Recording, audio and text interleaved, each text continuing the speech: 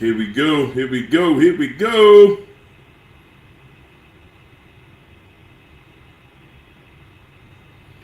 Let's get to it. We got a lot to cover today. Whole lot to cover today, y'all. My goodness, goodness, goodness. And it's a good day. How about that?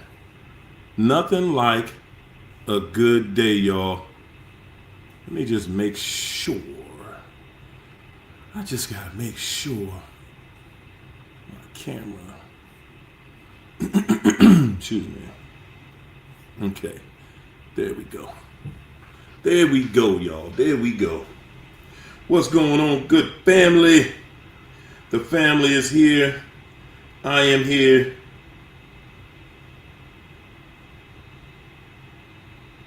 There it is.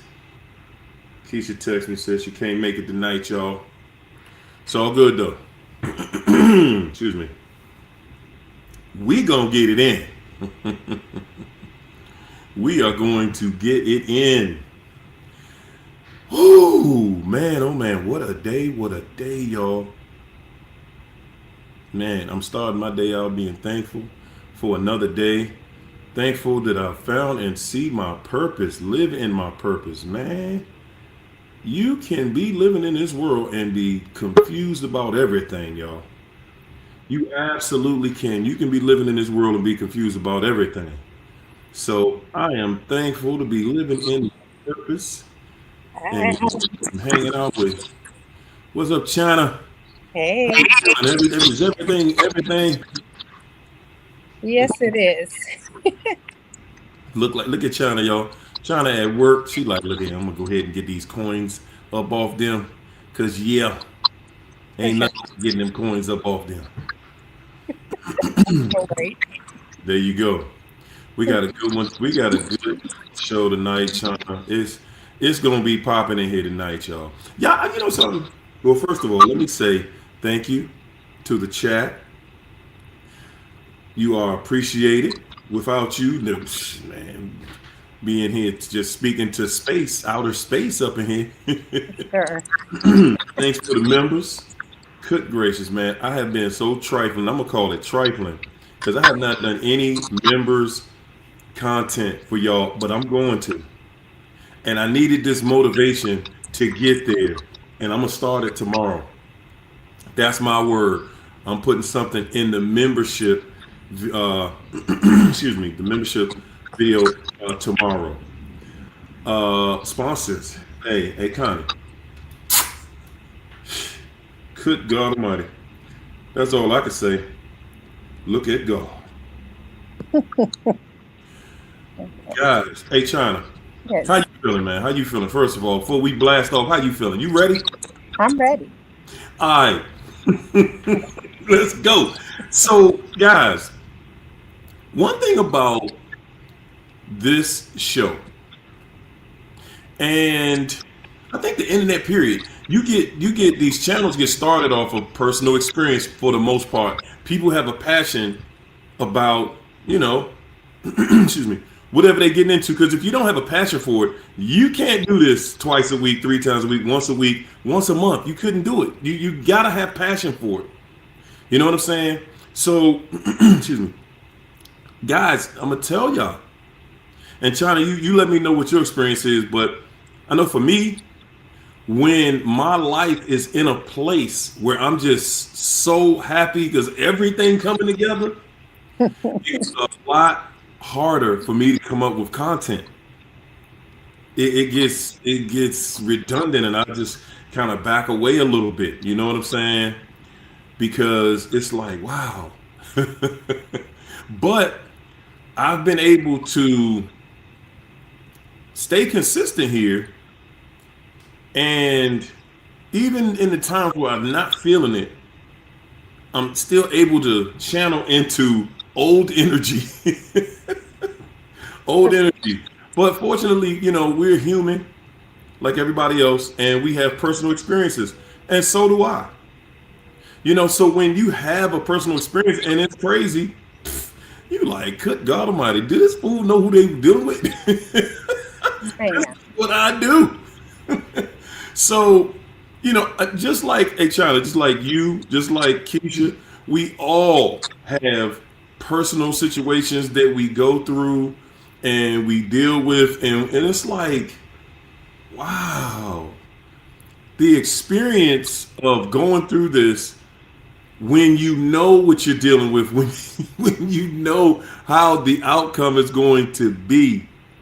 And guys, I'm gonna tell y'all, just like you guys, when we're on the inside looking out, we still give the person every opportunity to reel it back in, to put it together, to get it together. We do. That is just who we are by nature. We are the fix-it people. And we give people those opportunities. We absolutely do. Today, we're going to start out with the reason. Okay, and it's going to be several reasons, but the reason the narcissist will always ruin good memories. Okay, and what I'm talking about is I'm talking about holidays, Christmas, Thanksgiving, birthdays, vacations. Another reason we've talked about this, from time to time, but when you get some new information, you got to put it out there. Okay, so it's been my experience that narcissists really know when you're starting to pull away. They can sense when you're starting to tap out. They sense it. They're not going to say the way we say it. A narcissist is not going to make you aware that they know, that they see the signs. We see the signs that they are a narcissist. They see the signs that we're starting to pull away. Even though we haven't, dropped the anchor and, drop the hatchet and cut them completely off yet, they know it's coming. They know it's coming. And they know it's coming because they've seen it so many times before. They've seen it and dealt with it so many times before. So they know the cues. They know when you are not feeling this anymore, and they know when they know they're not doing anything to keep you satisfied in the first place. So they're already on high alert. They're on high alert. They're watching you. Excuse me. They are watching you like a hawk. Okay? That's right. Anointed Fingers said how they ruin good men and good women in their lives too. That's right. Absolutely. And you know why? I'm glad you mentioned that. I'm glad you mentioned that because Anointed Fingers, I'm glad you mentioned that because you're right. And we'll add that to this. Not only good memories, but they've ruined the relationships. The reasons why a narcissist will ruin a good relationship. Reasons why we talking about reasons why they'll ruin those good memories, the good relationships, good people. Guys, a narcissist, one of the reasons is because a narcissist, guys, believe it or not, even though we've been taught like they're aliens, they are just like us. They are human just like we are. They just think differently. That's all. They do not get to escape emotion. They do not get to escape connection. The way they disguise, now they do disguise connection. So don't get it twisted. They do disguise connection. Okay? But the way a narcissist keeps themselves from getting caught up emotionally, becoming vulnerable. This is a reason why a narcissist, and I'm telling you, I'm about to tell y'all why the narcissist also, I'm going to tell you why the narcissist does not love you. They don't love you because they don't make themselves vulnerable to you. No. Okay? They don't. They will never. A narcissist will not make themselves vulnerable. The way you do, the way you expose yourself to a narcissist, you expose your things you're sensitive about. You expose your life. You give them a total insight on everything about you. A narcissist is never going to give you that because they do not love you. And guys, you cannot make the claim that you love someone that you are not willing to become vulnerable with. You're saying that I don't trust you. Period. There is no trust. There is no love. So, guys, don't let somebody beat you up about how much they love you. I love you. I love you. And they crying and you believe them fake tears and all of that emotion that they throwing at you. That's all acting. All of it is acting. Don't believe any of it. It is all acting. What were you going to And say? see, and that's the thing. The saying is the opposite of love is not hate, it's indifference. And that's what they have taught themselves to do is to be indifferent Thank you. to their situations, Come to on. what they've been through, to faking emotions and everything. That's why it seems like on the outside that they don't care and that it's not bothering them that you cut them off or you matching their energy with the silent treatment. They have mastered indifference. They have emotions, they have feelings, and they go through it, but they just know how to disguise it on the outside so we can't know that it's bothering them. But these people go through, they're not exempt from Woo. God's wrath. They're No. not exempt from Satan turning on them like he Come do on. us. Come They're on. not exempt from anything. They bleed just like we bleed. Say that again. They bleed just like we bleed. They are not exempt. They are human.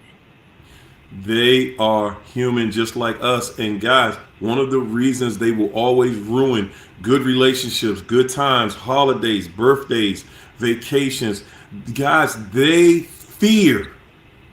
The narcissist's greatest fear is a relationship that they have destroyed because they know. They know. It's just like a drunk driver getting in the car. They already know I'm drunk. It's likely I'm going to cause an accident. A narcissist knows I'm going to be the one that destroys this relationship, just like I've destroyed all of the other ones. Yeah. Okay? Because that's who they are. Guys, that's who they are. They know they're going to destroy the relationship because they're not even investing in the relationship. They're Yeah. not giving you the bird's eye view of their life, of their vulnerabilities, of who they really are. They see, guys, the thing is, you actually, if someone is manipulative, if that person is hard argumentative and they hard to deal with and all this and that, guys, you know something? You can actually deal with that. Because we do. But the one thing that always will eliminate a narcissist from being able to have any type of decent relationship with them is a narcissist is allergic to telling the truth. Yeah. Guys, they that is the one thing you will not be able to get past. And I'm telling you, I'm not talking to the narcissist tonight. I'm talking to you guys. You will not be able to stay in a relationship with a liar. It is just that simple. I'm telling y'all, you do yourself a disservice by even trying to sit there when you having a conversation with this person and they're gaslighting you. They're lying straight to your face like, I don't care what you say, that wasn't me. Yep. They will sit there and guys, I'm telling you, that is the reason why we feel so much pain at the end of the relationship. That is the reason why you're in so much agony. That's the reason why you're dealing with so much self-betrayal because you have allowed this person to show you and prove to you. You've started feeling like they proved to you that you're crazy. It's you. You're the problem. Both of y'all are aware that you saw what they did. Both of you, not just you. The narcissist is aware and they're telling you, I don't care what you saw me do because I can see you want this relationship. And they don't care because they have not invested in the relationship. They have not invested in you. They have not invested feelings in you the way you invested in them. But believe it or not, guys, they still have some feelings connected to you. But that is one of the reasons why they always are running to somebody else. They always have that replacement over there because they're like, okay, I know this is going to hurt. I know this is going to hurt when I break up with you and I'm gone on to the next person. They listen. They will slice their nose to spite their face. They don't care how much it hurts them as long as they know they're hurting you. Okay, I know that sounds weird to normal people, but that's what they get out of that. Okay, that's what they get out of it. They literally live when they disconnect from you to run off with someone else. The thing that gets the narcissist through is like, hey, I know that I'm hurting. I'm just over here with somebody just because. They like, I don't care about this person. I don't care about that person. They didn't. The way they transfer to the person shows that they don't care about a relationship in the first place. They didn't just meet somebody who was great and this and that. No, they met somebody that they saying, listen, I need somebody to connect and hold on to because what I'm about to do is going to make me hurt. Yep. And see, we don't come from that, so it's a foreign object to us. We are in the place where we're like, man, why would I go out here and ruin my relationship by going over here and cheating with this person just so that I can hurt that person? And I'm hurting myself more than anything. I'm hurting myself. We're the type of people like, nah, I ain't doing that because that is crazy. That's stupid and it is crazy. So we don't do it. Okay, but what was you going to say, Charlie? See, but that's the thing. That person that they run over to is nothing but an appetite suppressant. All they doing is suppressing their appetite for you because that person don't want to leave. They just so hell bent on vengeance that they gotta get you. They just gotta get you. And that person is just somebody they can run. They like, man, I gotta come over here for a little while and hide out. There you While I go. do this over here on this situation and let them hurt and let them sit in that pain and think about what they did to me instead of what I did to them. And Come on. that's all it's about. It's about revenge and about hurting you. They just went over there to sit for a minute until you sit in this thing. They know you're going to be there. They know you're going to be waiting, but the greatest revenge is to never be in the same spot when they come back because they will come back. And I know that because I'm trying to dodge one now. A lot of y'all want to Hoover. I want them to leave me the hell alone. Hey, China. That you know what? That's how we got to start talking too. Like, man, y'all want the narc to come back. We be like, man, what we got to do to get this thing to stay away? Phew.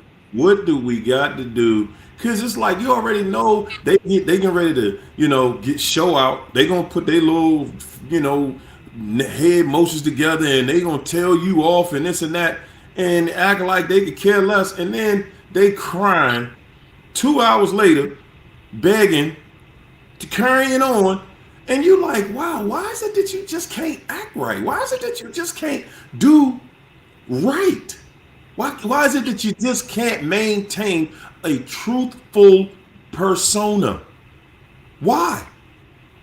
And for that reason, that's why you're not going to be able to stay in the relationship with somebody like one of us because you cannot maintain a truthful spirit. They cannot do it, guys. They cannot do it. And one of the reasons that they cannot do it is because that's showing vulnerability. A narcissist telling the truth is exposing vulnerability. They are saying that if I tell you the truth, you're going to know my weakness. You're going to know who I am. And that's my strength. My strength is you not knowing who I am. That's a narcissist's strength, guys. You not knowing, them not admitting what you see. You see it with your eyes. You see exactly how they move. You see their patterns, but they're not going to admit it to you because that's confirmation that, oh, wow. And what they cannot have is you being someone. See, it makes you stronger when you somewhere and you know they thinking about you. When you know they crying They literally are somewhere crying about you. They know if you know that, they know that if you know that, you can use that against them. And that's what people don't realize. That's exactly what they over there doing when they run That's over to somebody else, thinking about you all day long, crying over you when that person go to sleep, crying in the bathroom. Cry, you know their favorite spot is the bathroom. That's where they have shitty conversations. That's where they have shitty thoughts. The bathroom. Everything they do is shitty. That that next relationship doesn't is based motivate. off shit. Sounded terrible. Oh my goodness. It not in the bathroom. In the bathroom. That's their favorite place to go. Where they Come, pretending to shower, where they pretending to use the bathroom, they pretending to be on Candy Crush, when they on dating apps, they all in people inbox begging everybody to take them back, trying to get out of that situation, just like they were trying to get out of the situation with you. come That's on. all they do. That's all they know. They don't know how to sit in pain. They don't know how to Can't heal. do it. All they know how to do is be bitter and be vengeful and hateful. Come on. Come on. That's exactly who they are. They're vengeful. They are literally looking at how they can do something to spite you.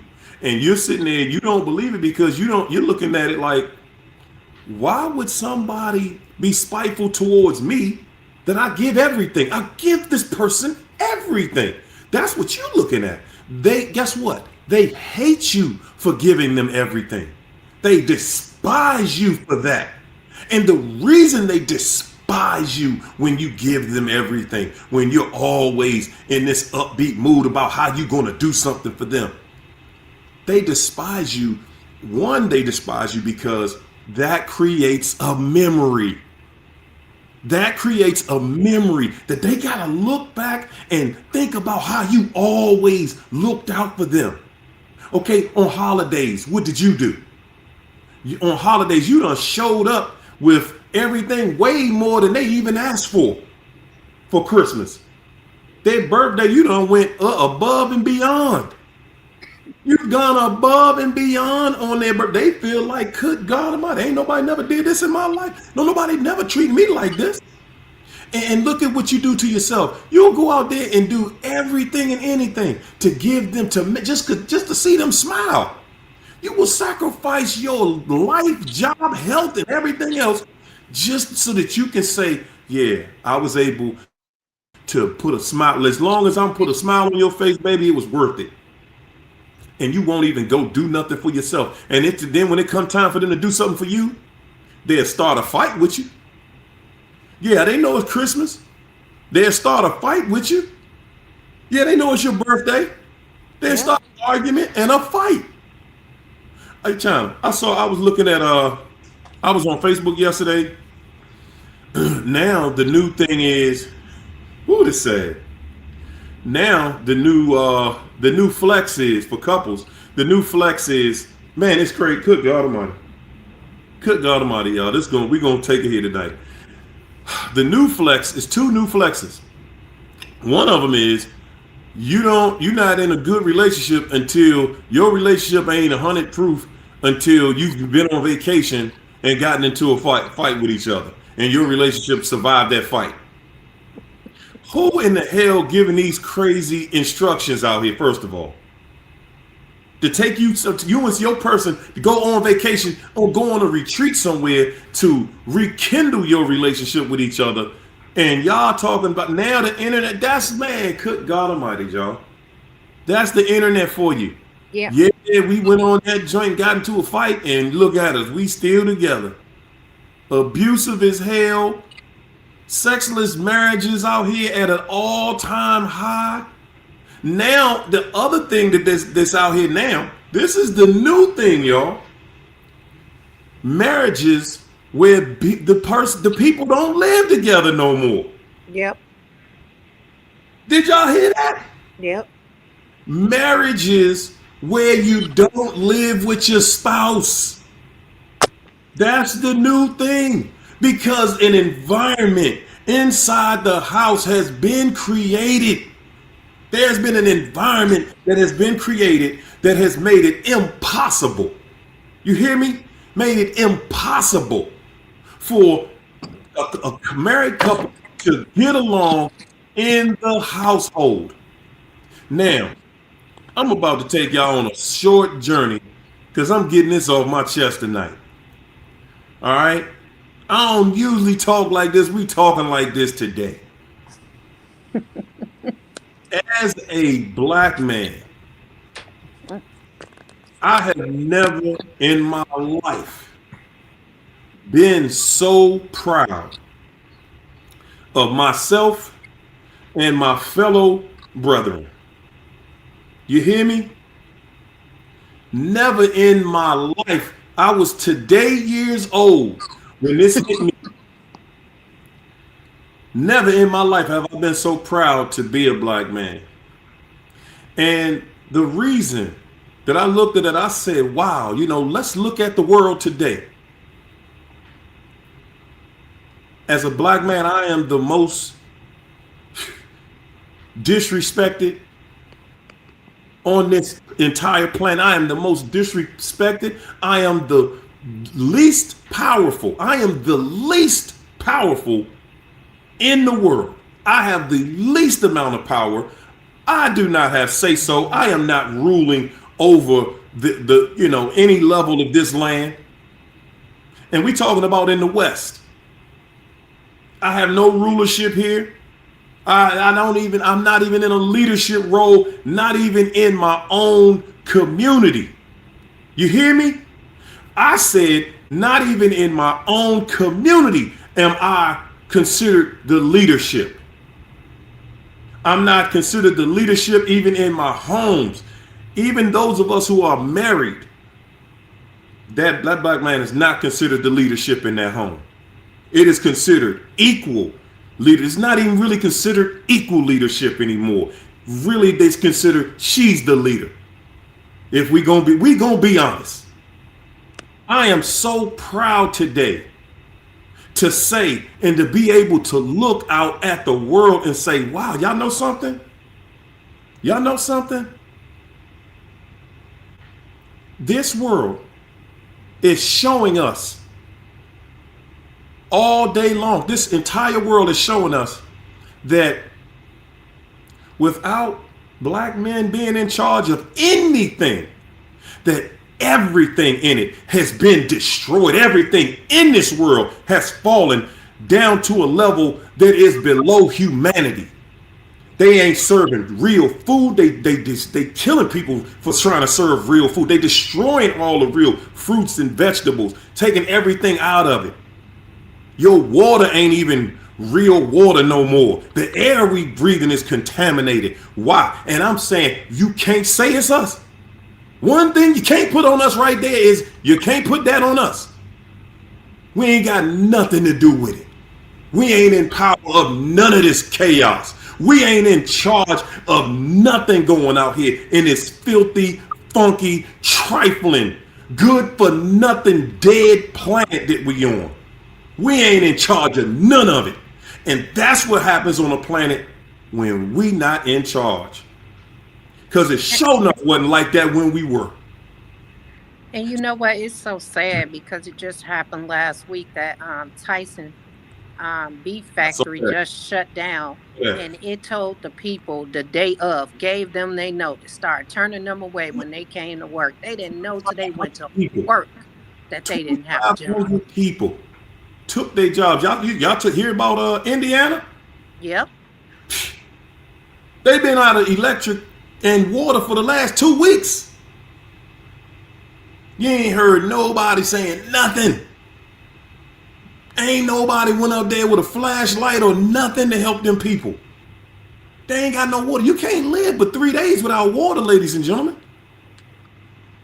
3 days without water, you start going to cardiac arrest. Okay, you can't live without water. Ain't nobody doing nothing. Okay, nobody. Chicago. It's this world we live in. It's all about who getting paid off of your pain. That's all that's going on out here. The highest level of narcissism we've ever experienced, we've ever seen in our lives.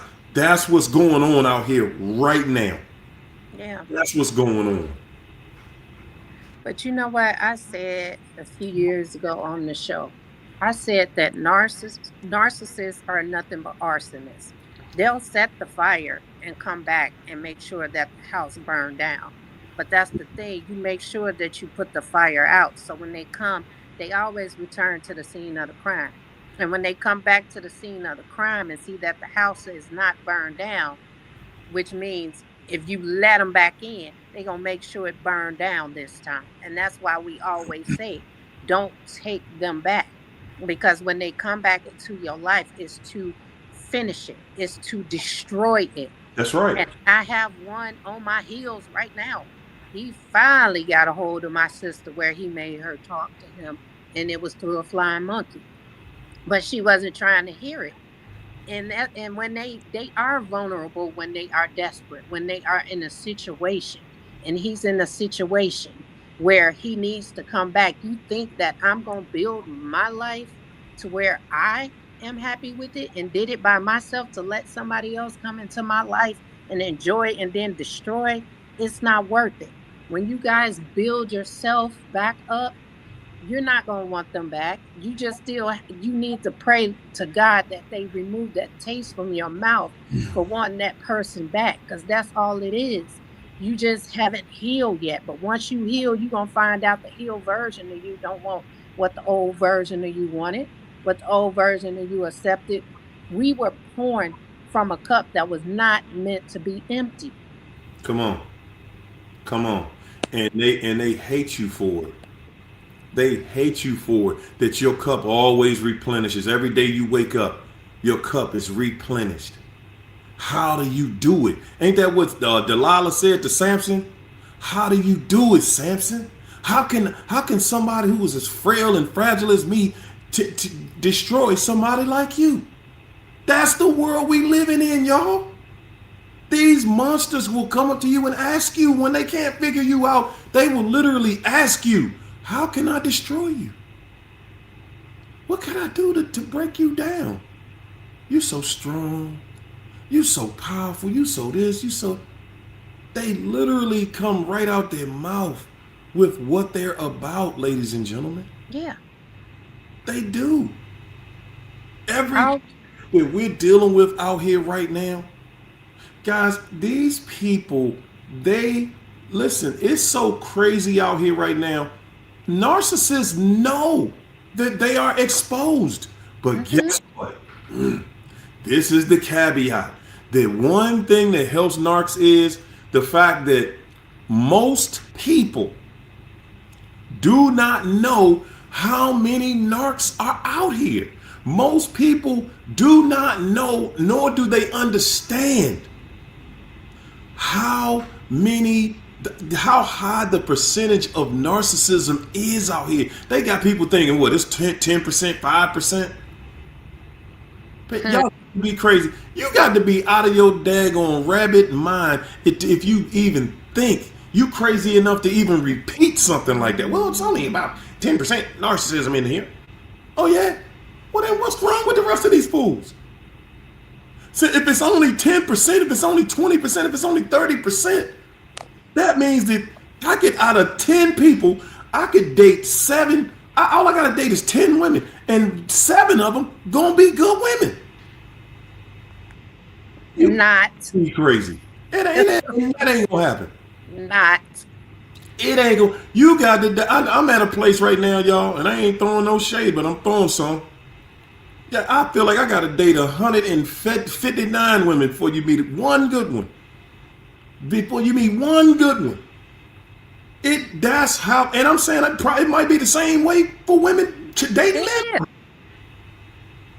I'm not taking it from y'all. I'm just saying that it may be the same thing on the other side.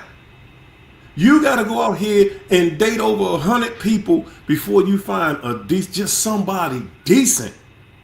Somebody that ain't trying to take you through hell and high water. Somebody that don't have an angle that's trying to crush you out here. And just imagine the narcissists are saying the same thing you saying. I gotta date 50 million women just to find that good person. And when they get and they instantly, because they are exposed, they instantly try to implement control over you. They're now back trying to secure a relationship fast. They're trying to love bomb you. It's like the cycle is repeating itself. It's going back to the beginning where they're not trying to take it slow anymore. They're trying to go fast because they're trying to secure you, because it's hard for them to find us out there because we're Yeah, protecting our hearts or we're not dating. And yeah. so they're running into their own kind. And that's why the world is so toxic with all this What? dating advice. And it's not working because a narcissist is giving a narcissist silent treatment. Imagine that. But you know what? The thing about it is, a narc, they're looking at it like you're, even though you won't get caught up with with that specific person, they're like, well, you're just gonna run into another one just like me. Hmm. Yeah, cause it's mostly them. Yep. Hey Jen, I see what you're saying. I feel you on that. But it's not, I wasn't saying that as a black versus white thing. That's not what I was saying. That's not what I'm saying at all. It might be black people working with the president, but they might be cleaning toilets or something. He ain't getting nobody in charge. Ain't nobody changing no laws. Ain't nobody black and they got no real power. If we being honest. If we being honest, no, ain't no black man and they got no real power to change nothing. Barack Obama was the president. He ain't no power to change nothing. Okay, so that's really what I'm saying, just on a larger scale. Whatever's going on in this world, we ain't in charge of nothing. Let the record reflect. Okay, well, just like you just said, your boy your boy Trump, he done ran this whole thing to hell in a handbasket, single handedly. Well, I ain't gonna say single handedly because he got a team that's working on it with him. You know, look what they doing to the military, man. They shamed their own military. Put your own military to shame, man. That's trap, man. That dude, they need to take him out somewhere and make him walk the plank for real. The way he treating them soldiers over there, they got soldiers jumping off the boat. Soldiers just like, hey, man, you know, they ready to just call it quits. They've been sitting on that boat so long. Did you see the amount of urine and feces that's swimming on the floors? Could you imagine what it smells like on a Navy ship that's on the inside, on a submarine that's underwater? They recycling that same air. And it's human sewage that you breathe in. You're not built like that, people. We're not built for that. Okay? We're not built for nothing like that. Straight, we not, man. We're not built to go out there and just be held up like that in a hopeless place. And he don't care about none of them. They all in there stealing the money. That's all this is a money grab. That's all this stuff is. And you got stuff breaking down in the country. You got the elderly worrying about Medicaid and the children's programs. All the programs in the country have been taken. They have totally taken every penny. Okay, you got school teachers out here. They gotta buy their own school supplies, and they don't even want to pay them people no money. I'm like, come on, man. And they take the money like ain't nothing wrong. Hey, they'll figure it out. Let the teacher buy their pads and pens and their little supplies. Let their mom and daddy buy their supplies. And They they run. the school, the education that they getting. Come on, And it's that's the thing. Me being working in the school system and seeing this, I mean, these teachers are salaried and they're overworking. They're staying behind 5:30, 6 o'clock in the evening doing stuff. They're doing like partially cleaning their desks and stuff like that. Like, hmm I mean, it's just so bad. Like we had a little boy and I feel so bad. Like actually two. One peed on himself and the other one pooped his pants. And and imagine that this stuff in the middle of class, the teachers having to get this stuff up, make sure that these kids are okay. And it's just so much stress on these teachers. I talk to them every single day, and these teachers are going through it. They're still coming out of their pockets. When the first day of school, they had all the supplies sitting on the desk for the kids because they bought them, because people can't make it anymore. Parents not even able to afford this. So the teachers are buying this, making sure that they get through their first day of school. And that's for public schools, y'all. Yep. Our taxpayers, our tax dollars pay for our children's school stuff, supplies, everything. And these jokers find a way every year to steal the money Yep. and keep the children uneducated. You look at the average reading level for the children out here, they're at least 4 to 5 grades below their actual reading level, math level deficient. That is the world we live in, y'all. And narcissism is leading it. It is spearheading all of it. It's the I don't care, just give me the money. That's the mindset. They don't care that, you got a state out here. You have a state that's going without electricity for 2 weeks, and you don't even have FEMA to back them anymore. You don't even have FEMA anymore. And you know what? Talking about, you know, I'm good gonna God. say this, y'all. When y'all send y'all kids to school, I hate to scare y'all, but this is what I see. That you never know if your child gonna come home with hepatitis, herpes, Come on. anything, because the way these schools do not be cleaned and these janitors don't do their work, they don't care. And they in the union and they are protected. And they don't even do, like, if the toilet look good enough for them, it's good enough for them. They're not gonna clean it. They're not gonna do the work. Your kids may catch diseases at a young age sitting on these toilets, and they don't even care. You can complain, complain, complain, and they don't even care. And they got the cleaning products that say is for HIV and herpes, and clean these seats off, because you got adults sharing toilets with the yes, teachers are sharing these toilets with these kids. Wow. Oh my God, bro. I'm glad. Glad I ain't got my blood ain't on it.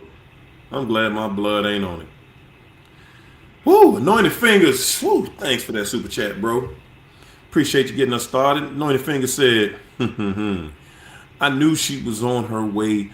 I knew she was on her way out at a Christmas dinner party of a friend of hers. One last argument in front of our friends and a storm out. And you know what? A narcissist, when they come to you like that, they want to start that big fight in front of everybody. They want to embarrass you in front of everybody. They want to emasculate you in front of a crowd of people. And guys, the crazy part about it is they want to be the victim. They want to start something crazy, ruin your time, ruin your night, make you feel crazy, make you feel less than.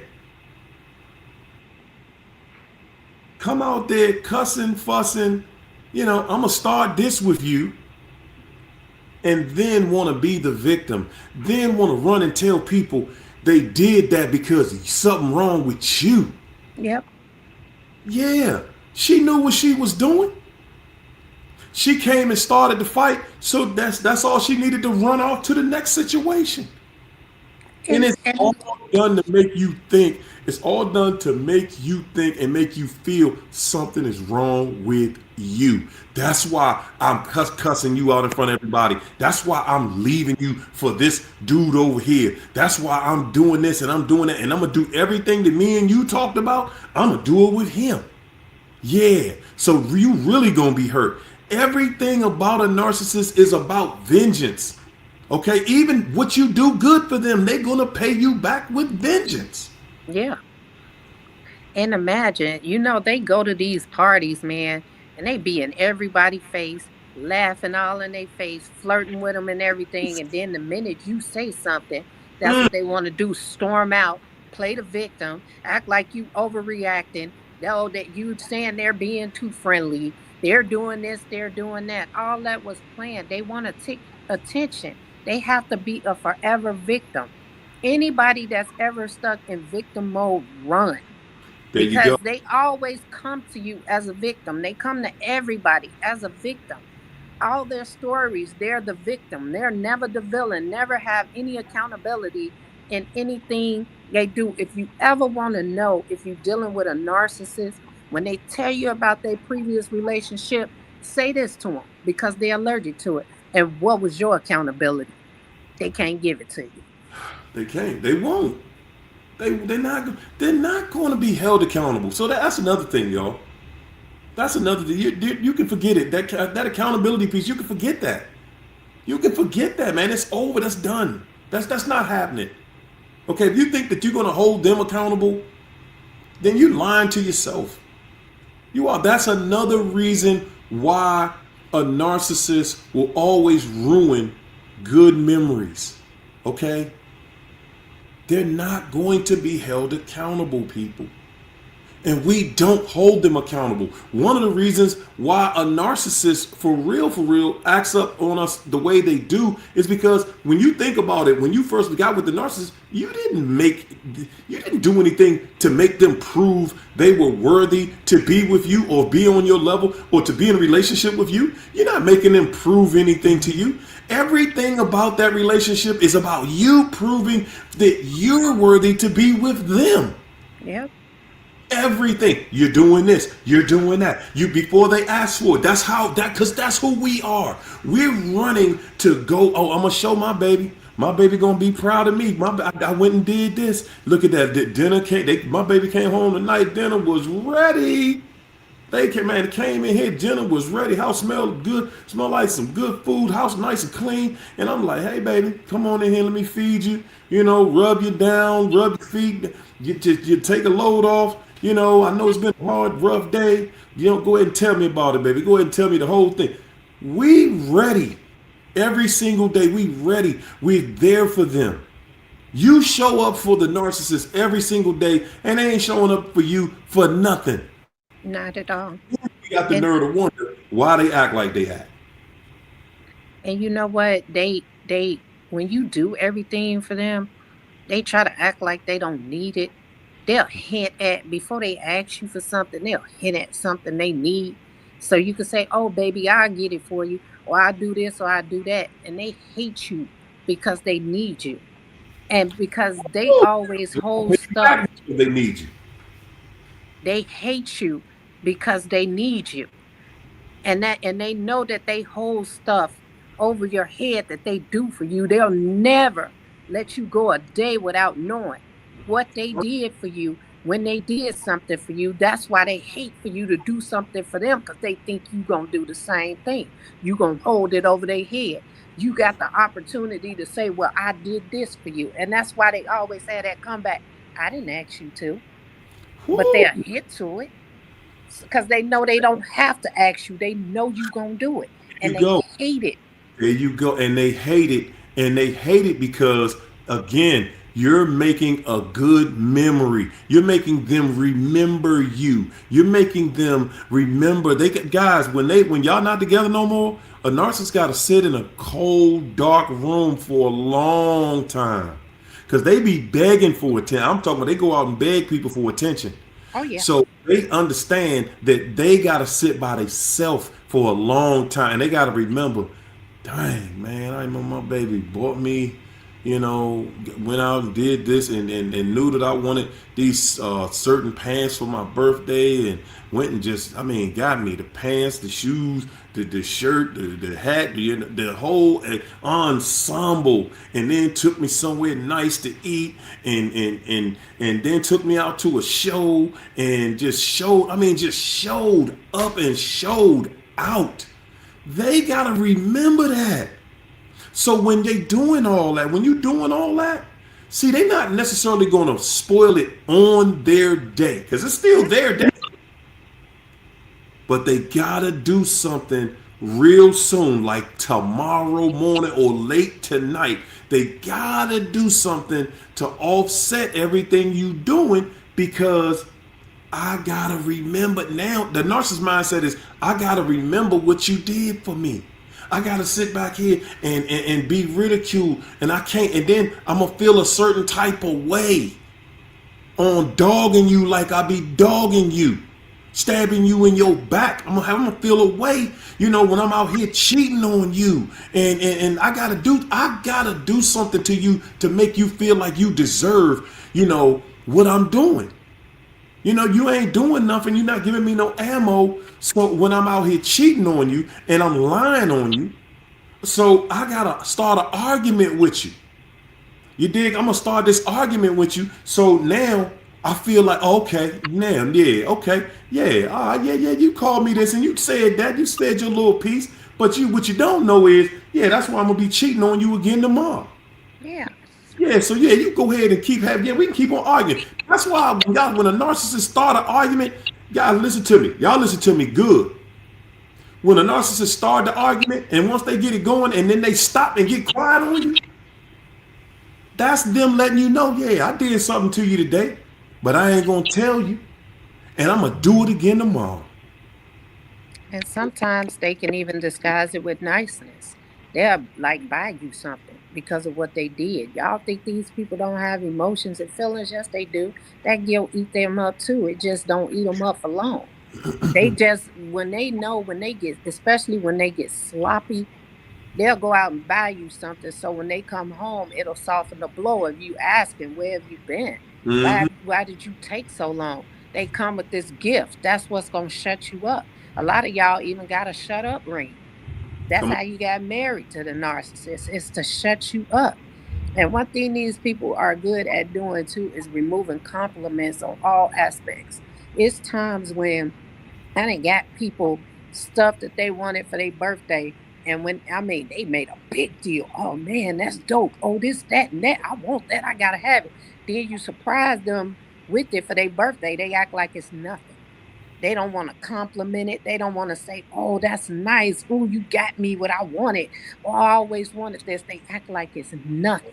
They always want to act like you did nothing for them. What you did is not so great and not so big. and I'm gonna add this to that. Even when they do thank you for going above and beyond. Listen to me, y'all. Even when when they do say thank you, baby. I appreciate what you did for me. Cause they'll jump out there every now and then. They'll back it up. Later on, they'll do the double reverse on you and say, "Well, I didn't ask you to do all that. Okay, you did all of that, and you did all that because you wanted to do all that. So Mhm. don't try to put me in a position like I owe you or something like that." Yep.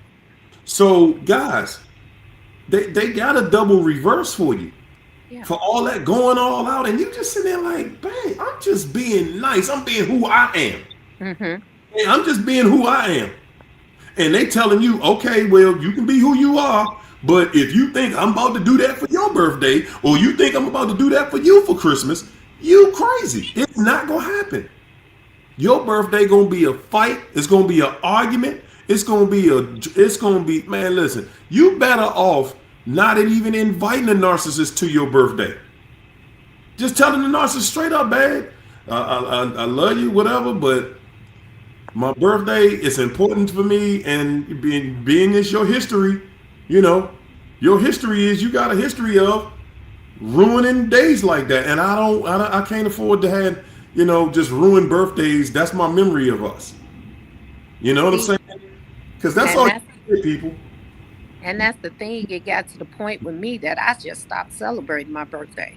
It's like because even if I wanted to go do something without that person, they didn't make it a good day for me. So I'm just sitting at home, don't care, don't want nothing, don't want to do nothing. I just chopped it all up to, oh, it's just one more year. Oh, I'm in my 40s now. I don't need to celebrate my birthday. Oh, this, oh, that. We make excuses why our birthday is not important anymore when the root of the Wow. problem is them because it's not important to them. So we made it not important to ourselves. And it's not important to them, but more so, it's that they don't want you to feel special. They don't want to see people celebrate you. They don't want you to feel you get no love, and that's how you think. Because, guys, when you're genuinely around people that love you, this is the why the narcissist will isolate you. Because you know, you understand what love feels like. And when people are around you that love you and care about you and they want to celebrate you, for Christmas and Thanksgiving and your birthday and, they want to do vacations and stuff like that with you, the narcissists don't want you around that type of atmosphere because they know you're going to call me out. You're going to see that I don't give a damn about you. Okay? You're going to see that I don't. So I don't want you around there like that. No, I don't want you, feeling no type of way. What the world just happened to me? And you know what? I want to add this in there too. I want to say this to you guys. I just literally just experienced how, not even experienced, I heard it from my sister. She know I don't like her telling me stuff, but she could not hold it any longer. And she started telling me today that she finally had an encounter with this dude through a flying monkey. And he trying to have a conversation with her. She wanted to have with him 5 years ago. And anyways, to make a long story short, that he's sitting there. She said he told the flying monkey that had him on camera phone, holding it up to her so she could talk to him, which she kept walking away, but he following her.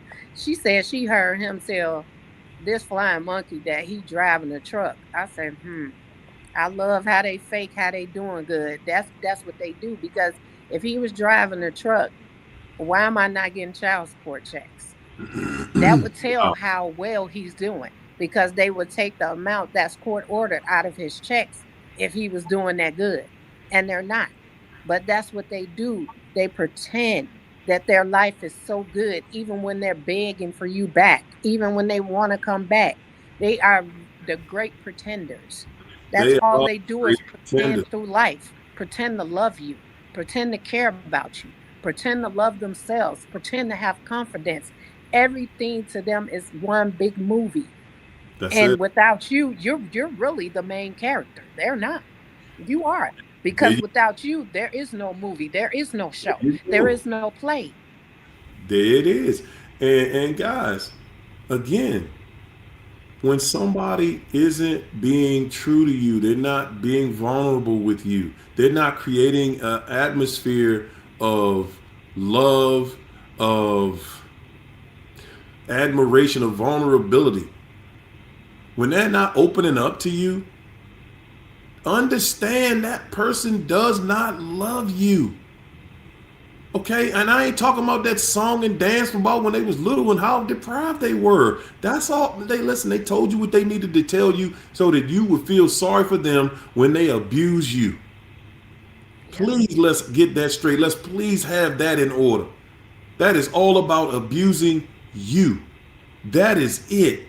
So that when they step on you, you will still feel sorry for them. You will still say, "Oh, they just acting like that because of what happened to them when they was growing up." No, they're acting like that because that's who they are on the inside. That's exactly who they really are. Okay? Twyla, well, thank you for that super chat, Twyla. Twyla said, I had a Hoover a couple of days ago. I ignored the narc. The narc told me, I don't want to talk to you either, stinking butt B. Mm, He had to call intake me, rejection. you know, like, come on, Joe. And God, that's another thing. Like, who gonna seek you out? They gonna find a way to call you. Find a way to call you to tell you, I don't want to talk to you neither. And you call me and left me a message saying that? Twyla, that's him letting you know I can't sleep, I can't eat, I can't stop thinking about you. Even though I'm over here chasing behind this other person, guys, when you don't fall for that booby trap that suck you back in, when they run off with somebody else, when you don't fall for it and be crying and begging them to come back and calling them and texting them, when you leave them alone, they no longer have the energy to just be around someone and pretend that they're nice. They need their punching bag. They need you over here begging them to get back, hopeful that y'all gonna get back together so they can beat you up. So that they can go over to this other person and act like they got some sense. Guys, they cannot regulate that attitude. They cannot do it. When they're not getting that energy from you, and they're not getting that saltiness, that fight, that drama, that chaos, when they're not getting it from you, then they can't self-regulate when they get around the other person. They gotta give it to that other person. And that other person ain't been on the job long enough to handle that big assignment. And that's the thing. And that's when they come to a crossroads where you're not in the picture. And it's now, I either have to abuse this person or do it at work. They're not doing it at work. They're not going to abuse their boss or their coworkers. So No. that person is going to get it. No, sir. And that's why it's always important for y'all to let them have that breakup. Because now that next person, everything that person does is going to irritate them. Because Yeah. now that's all they have. They abuse who's closer to them. And I Ex- also want to say to her, the reason why he called you out your name is to get a response out of you. There you And go. that's why it's always important to block them. It's just not for your own peace of mind. Because if you don't block them, then them the type of comments that you get that will hurt your You go. feelings, that will throw you back in that loop and got you thinking and second guessing yourself and your worth. That's why it is also important to block them or change your number so you won't get those comments. Obviously, it meant something because you mentioned it, and that you got to protect yourself from stuff like that because they not beneath doing stuff like that, as you can see. They're going to try to get a response out of you one way or the other. And I hope you didn't respond to that because that's all that he needed was to get a conversation from you. That's it. But that's also letting you know that he has not changed and that it's going to be the same thing if you let him back in. That's all they know. That's who they are. That's what they know. That's how they play the game, y'all. Yep. And those are the rules. What you see is what you get, guys. I know. I saw a different content creator that spoke about narcissism. I can't remember what her name was, but she's somebody that's new. I just first time I saw her, stumbled across her page was today. And she was talking about how most people that reach out to her just ask the same thing. Can you make it with a narcissist? You know, and it did my heart good to say that I've been preaching this same thing for the last 7 years. She's like, yeah, you can, but actually, you really can't. You can't. You guys, you are not mentally able to work a relationship out with someone that is going to abuse you. That you just can't do it. They don't respect you. And they don't even have self-respect. So how could they don't respect you. And you can try.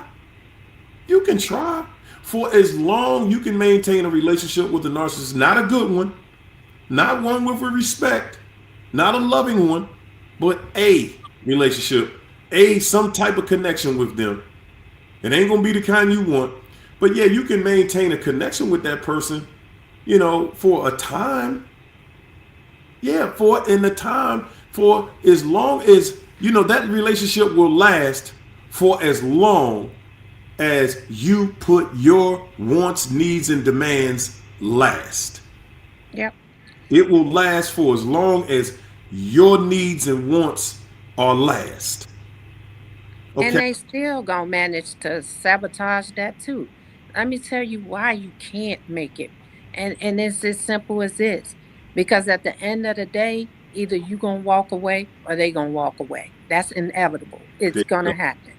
Come on. Somebody gotta be somebody's gonna say eventually, and most of the time it's the narc. When they see that you've Yep. had enough? You can't take anymore? Because they're watching you.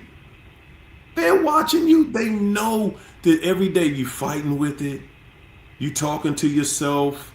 You feel crazy. They know what they're doing to you. They know the drama and the trauma that they're inflicting on you. They know the chaos, the level of the chaos they're bringing into your life, and they're doing it on purpose. They know because you will not be able to hang on forever. They know it. because peace is peace to you and chaos is peace to them. They have to have that chaos in order, that's their comfort zone. Other than that, you're going to make them feel uncomfortable because if they're out doing stuff, then now you're questioning them, making them feel uncomfortable, unsure, unsecure, unsafe. And so now they have to start chaos to confuse you in order for them to feel comfortable again. When they say, I want peace, they mean I want chaos, but they want to be in control of the chaos. It can't be chaos that you're bringing to them. It has to be the chaos that they're bringing into your life so they can watch you try to figure it out, watch you confused, watch you lose yourself in the process trying to put the pieces of your life back together that they destroyed. Come on. Come on. That's what it's all about, guys. That's what it's all about. It's all about payback. It's all about get back. And we have this thought in our minds that because we do nice things for them, that our payback is going to be something nice from them. Yeah. Guys, you in the wrong relationship if you're looking for something nice to come from a narcissist. There's no other way to say it. You're looking for something nice to come from them, then you're in the wrong relationship. Yeah. They've already done all the nice that they're going to do. And that's for everybody. Everybody ain't just for you. That's for everybody. That's their pattern. Yeah. Stop watching and seeing it for what you want it to be. Just see it. Just stay, you know what, baby? I'm just going to see it for what it is. That's all. It's nothing wrong with you seeing a relationship for what it is. Everything is right about that. There's nothing wrong with seeing a relationship for what it is. Okay? Nothing. And you know what? People be so confused because they love watching these people's social media. Let me tell y'all something. And this is how you know their life is not what it is. Because 9 times out of 10, they with this new person, they unfriend you and blocked you. Or even if they didn't block you, imagine this. You now have no access to their page unless they share it publicly. And you know when they share something publicly, it's for you to see it and Yeah. y'all be falling for it. Anything else in their life, it be on private. But suddenly something is public for you to see it. Come on, that's for you. It's for an audience of one, which is you. So stop looking on their social media. These people pretend. Their feelings, I'm telling you. Let me say this part too. I ran into my sister, I told y'all that passed away, not the one that was murdered, but the one that passed away, let a man drive her crazy. Mm-hmm. Listen, her daughter's dad, I had a conversation with him and he did her in so bad, like I said, took her kids and everything. And this is the mind of a narcissist, y'all. He sat there and poured his feelings out to me. Man, I miss your sister. Every woman that I'm with, I compare to her. Or I see her in them. Or maybe they not don't have her in them. He wants her. There is no woman that can be her. We are not replaceable. And my sister is gone. And this man still wants her. And he's like, I just couldn't see through the fighting and the bickering. And we were young, making all excuses instead of taking his accountability for what he did. But at the same time, my sister has been gone since what, 2016. And she's still in his head. Every woman, he even saw me and her. He's like, oh, you look like her. Oh, y'all look alike. Oh, I just miss your sister. Everybody reminds them of you. He says she was a good woman. They don't want a good woman. That's not what they want. Anybody who fumbles a good woman don't want a good woman. Anybody fumbles a good man don't want a good man. That's That's it. why they always run to the opposite. They run to everything they tell you they didn't want Mm, because that's what they rather be around. That trash in the streets because that's what makes them feel comfortable. That's what brings them that chaos where they can ha ha key over somebody else's destruction. come These on. people are diabolical. Come on. People's pain and destruction is what is their oxygen, is what keeps them breathing every day. Can y'all imagine that? Just imagine that. Your downfall is their oxygen. That's how they live. That's what's keeping them alive. That's them around. That's their reason for being around you. Waiting for that day of the downfall. Waiting for that day that I can say, I tore you down. I took you down. I was able to destroy you. Waiting for that day. One infamous day, I'm going to be able to say, I took you down and destroyed you and you never got back up. Why do y'all think that a narcissist, that's one of the reasons, again, we're talking about ways that a narcissist, the reasons that they destroy good memories and moments in your life because they cannot deal with it. They already be lonely as hell. They Yep. be lonely as hell because they weirdos. Okay, they be lonely as hell because, guys, everybody around them that knows them, they have to put on a performance when they're around those people. They can't show anybody how cruddy, how dirty they are, how they think, because people not gonna want to be around them, and they know it.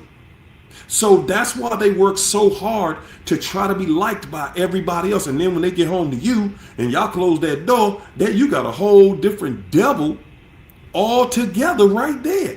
Yep. Yeah, they cannot do that with everybody. They do it for the other people because they know the other person, them people are not intimate with them. So them people could care less about the narcissist. And they're gonna call the narcissist what they are if they see those traits. So that's why a narcissist, they not gonna let anybody see those traits. A narcissist is like, nah, I'm not showing, people around me who I really am. Because if they showed them who they really are, then people, even though people got a good idea, people got a good idea who they are. Because people watch patterns, they like, wow, Yep. look at so and so. Yeah, yeah, yeah. At it again. You And never their see a lot of stability in their lives. their relationships down there end the same. Even if it's not identical how they end the relationship, which mine were, because let everybody tell it. He said he was going to the store to get milk. He just changed it around with me and said mushrooms.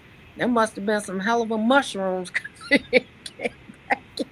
And now he trying to come back with them. He finally found them. Wow. But that's That's the crazy. thing, it ends the same. People see patterns. They may not call them a narcissist, Right. but they know the patterns and they know who's the villain and who's the victim. But they will sit back and let help them destroy their lives. Yeah, man, let's go to the club, man. Y'all think they be out there having fun because you see them out there clubbing 2 weekends in a row. The other people get tired, like, yeah, we done about destroyed this enough and got him long gone. She don't want him and he don't want him. Man, I'm staying in tonight. We ain't going out this Come on. weekend.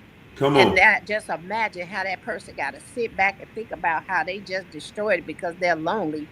And Come then on. they're going to blame their friends. I listened to my friends. They had me out partying. They had me out drinking. And now I done lost my marriage. I done lost my relationship when it's really them. It is all them. It is all them. Then they want to come out with these other sayings how, it take two to tango. You can't argue with just one person arguing. Yeah, no, that's not true. That's not true. One person can single-handedly destroy a relationship easily. Yep. And they got you thinking that's part of that mind game. That's part of that technology that they use on you to make you think that nah, it ain't just me. Even though when you go and talking about the relationship, you telling them and you pointing out what they're doing. You're pointing it out. Hey, hey, hey! I got a problem with this. I got a problem with that. And I'm not telling you what you can't do, but you can't do it and be in a relationship with me. For real. You pointing that stuff out, they taking that as a hit. They like, okay, okay, I'm gonna get you back for that. Oh, yeah. Everything in their life is all about, I'm gonna get you back. That's Yep. all they know. Guys, y'all gonna see a bunch of old people.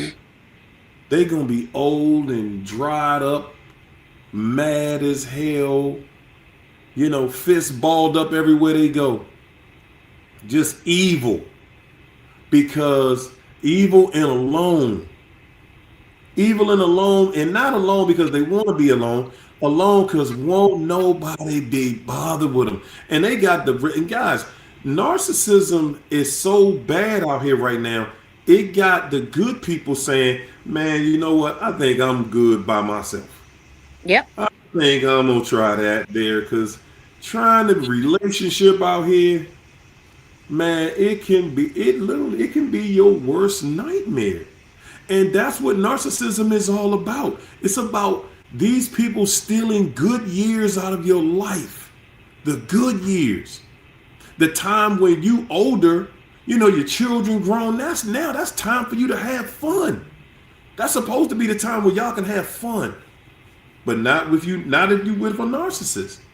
No, they're not going to just let you have fun. Now it's time for them to just be a narcissist. To show you how hateful they can be, to show you how destructive somebody like that can be. And that's what it's all about, y'all. Brother You Hype know Man. what? Before you get to that, let me say this part too, because it goes with what you said, like them all old and stuff. And that's the thing. A lot of them are dried up or have ED. The women are dried up, and the men have ED. This is the new trick, y'all. Let me tell y'all what to look out for. When the men know they have ED, they will try to say, "Oh, let's have us a relationship." They trying to court you now and have a relationship and marry you so you could be stuck with them while they have ED because they can't get it up. So y'all gotta be Wow, very careful about that's that. crazy. And they like, oh, we don't That's need to that's have like sex before marriage. Huh? that's it. That's the equivalent of the sexless marriage. When the man get married to a woman who just like, hey man, it ain't the third of the money, is it? I'm telling y'all, I hear so many. You know something? In my lifetime, and I got some years on it, and I'm using this wisdom. I'm sharing this wisdom. I've never, not one time in my life, and that's what makes it hard for me to just go on both sides. But I imagine it's on the other side, like you just said, China. Hey, when they ready to settle down, now ain't nothing working. And, and once women get to a certain age, her situation change up. So it's the same situation. It's like, okay, uh, we getting married and to look at each other because that ain't gonna work to be sitting around here and okay, honey, it's the 15th. I guess I'll give you some. Come on, hurry up. All right, now I'll see you next month on the 15th. Maybe. I was looking at a statistician who was giving stats on people who are married, and they were saying like, how often do y'all think, what would you say a passing grade would be on, how many times a week y'all have intimacy, how many times a week y'all having sex with each other, and the average couple, no, not the average couple, but the couple that really thought they was doing something, said 2 or 3 times a week. And 2 or 3 times a week, let's give it 3 times a week. Okay, that's 3 times a week. It's 7 days in a week. Usually 4 weeks, 4.1, 4.2 weeks in a month. So you got an average of 30 days. So if it's 3 times a week over a 30-day period, you did it 12 times in 30 days. Now let's look at that like that's a scorecard. Like you got 30 days to pass this test. 12 out of 31 means you missed 19 on this test. You didn't even get a D. You are failing. Your sexual relationship is fail, and that's the people who are the most frequent. Those are the people the most frequent. We literally are out here, guys. I'm telling y'all, man. It, man, oh man, it ain't nothing to look forward to in marriage out here at this point. I'm Oh, sorry, y'all. I'm not. Why am I apologizing? Like I made it that way. I ain't make it that way. That's just how it is. what you say, Harry? You say you didn't. I know you didn't say it. I'm just making fun of him. What you say? You didn't even get the D. Man, I mean, I'm saying, who's volunteering for that? Who is volunteering? Who's volunteering? These lot of these lots of marriages out here. Lots of marriages, man, they doing it once every 2 weeks. That's most marriages only doing it once a week or once every 2 weeks. That's That's crazy. most marriages with people they cool with each other. They do it enough to to keep it Yeah. going. That's most marriages. And I'm saying you got it ain't that somebody don't want to do it more because everybody cheating. Mm, Everybody cheating. So it's like it's a whole lot of manipulation going on yeah. behind the closed doors. It ain't no sanctity in being married no more.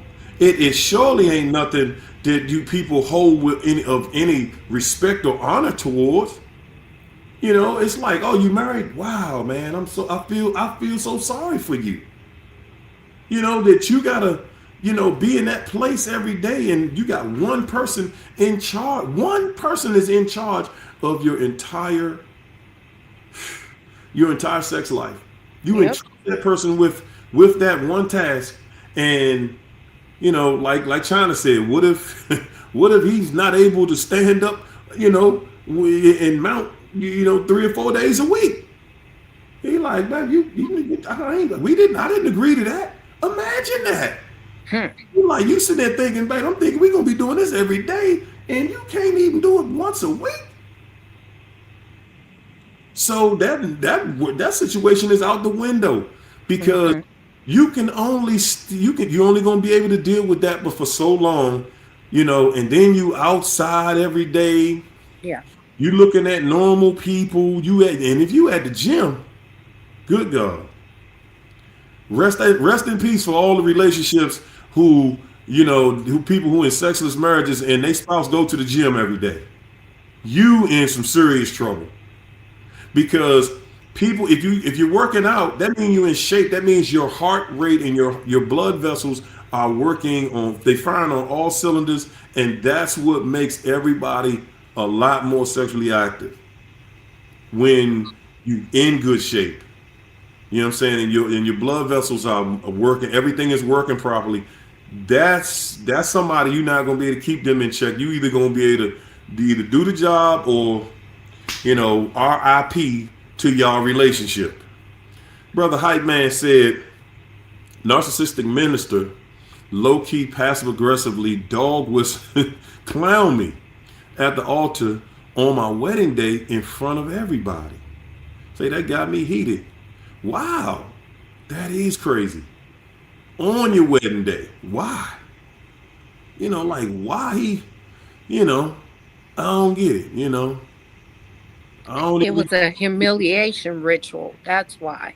It was to humiliate him. See, and they do those dog whistles to get you to get out of your body and to antagonize you and to get a response. See, everybody else don't know what that means, but he knew that was a trigger word for him to get him to, get out of his body in front of people so people can see that think that he's aggressive towards him for no reason.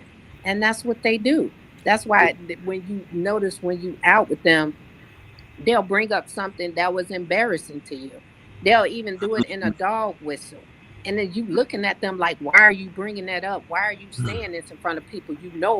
I'm embarrassed. Why would you say that? Mhm. That's what they do. It's all a humiliation ritual.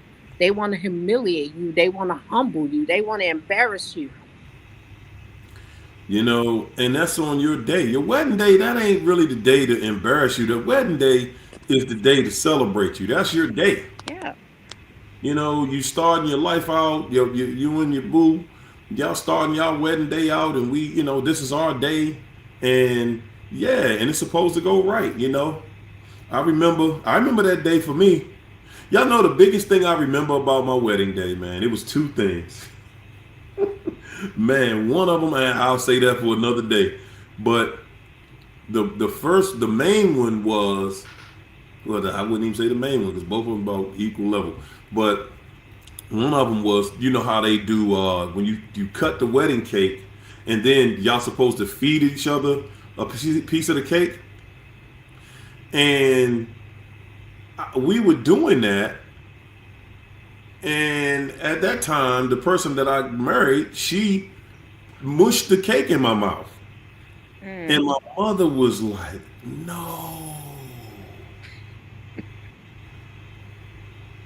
She said, Harry, you know weddings, people to do that to each other in their wedding, those marriages never work. Didn't nobody tell her? Me looking back at that now thinking, yeah, she probably knew. Mm-hmm. People who mush the cake in each other's face on their wedding day, man, Joe, that ain't, guys, that kind of stuff. Again, a wedding day, in relationships, y'all, they say you're not supposed to take yourself too seriously, but you are supposed to take that new job, that new vow very seriously, and to take a piece of cake and mush it in their face on what's supposed to be the happiest day of both of y'all's lives. Mm-hmm. I'm telling you, I felt it on the spot. My mother reiterated to me later on, but I felt it on the spot. Like, wow, like why did you do that? And they just laughing. And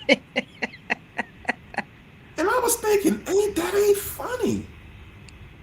That ain't even funny. This is a wedding day. This is how we start our wedding day? You smash something in my face and laugh at me. Ha ha ha. It was not funny to me. I didn't take it I didn't take it that bad, but I'm saying even before my mother told me, what that meant, I felt a way about it. Like somebody, they gotta feel a way about you to smash something in your face. You're the person they just vowed to love, honor, respect, and obey for the rest of their life. And they just did something that showed you that vow didn't mean a damn thing. No, because it was like, gotcha now. That was the mask falling off completely. That's it. You're right. That's it. Right there at the spot. Like, hey, you don't mean nothing to me. If you think that I really take those vows seriously, watch this. Right in your face. Take that in your face. Oh, Twyla. Thanks for the super chat, Twyla. Twyla said he was in the parking lot in front of my apartment building. I didn't respond. Dang, he outside stalking you. I kept walking to my apartment building. He's outside stalking you because he can't sleep. Okay? It's hard for him to eat. He thinking about what he did. He thinking about how am I gonna get over you? I can't stop thinking about you. And guys, we think about them too. We think about them, but I'm gonna tell y'all know what we thinking about for real? A lot of times when you are a little more mature and you've already got your mind set on, look, man, I don't even want to be with you no more anyway because you get on my nerve. You pathetic, you disrespectful. When you start to caring about yourself, guys, your breakup gonna be different. You hear me? Mm-hmm. When you start loving yourself, yeah, you still gonna meet narcissists. You still gonna have breakups. But when you love yourself, that breakup gonna be completely different. Because your breakup, it ain't gonna be this, you gotta change your life again. It ain't gonna be that. It ain't gonna be you gotta change your life again. Nah, it ain't gonna be that. It's No. gonna be it's gonna be okay, I'm just gonna fall right back into place. I'm gonna fall right back in where I'm supposed to be. You know what I'm saying? I'm gonna fall right back in where I was because, and it ain't far to fall back into because number one, I didn't lose myself in this relationship. You know what I'm saying? I don't gotta say, okay, I'm gonna go join the gym now because I've been in the gym. You ain't gotta say, oh man, now I'm gonna start doing some of the other little stuff I wanted to do. Cause I never stopped doing what I wanted to do. A lot of times, guys, our relationships take such tragic turns because we get in a relationship and we lose ourselves. A narcissist, they want all of your attention until they don't want none of it. Rap. Yep. And then they gonna look at you like you stupid. Oh, why you? I'm tired of you being up under me all the time. Get yourself. So won't you get yourself something to do? Because now they got somebody else to do something with. Now they want you to go get some business. Yep. See, but if you had your business, you kept your business around you in the first place, you ain't gonna feel like that. Because you're gonna be looking at it like, well, nah, babe, you go ahead and do you. Please do. Please and thank you. Because guys, I'm gonna tell y'all, man, it ain't nothing, no feeling better than to know you are putting everything you supposed to, everything you can, you're putting everything in the relationship, and you're still not getting the results you want. So then you can have that fair assessment with yourself to say, hey man, I'm putting a lot into this and I'm not getting the results I want. I'm getting a lot of opposition. I'm getting a bunch of chaos. I'm getting a bunch of arguments. I'm getting a bunch of disgruntledness. So you know what? Baby, let's go ahead and call this one off. Mm-hmm. Go ahead and get up out of this because it's not serving me. This ain't serving me. I can do better than this. This ain't nothing. I can do better than this. And guys, a lot of y'all bite your tongue. You bite your tongue, and I do that too. I ain't gonna lie. I do the same thing. I do sometimes. Because I know that's arrogant to just be talking reckless. It is. But sometimes you do gotta talk a little reckless. Sometimes You do.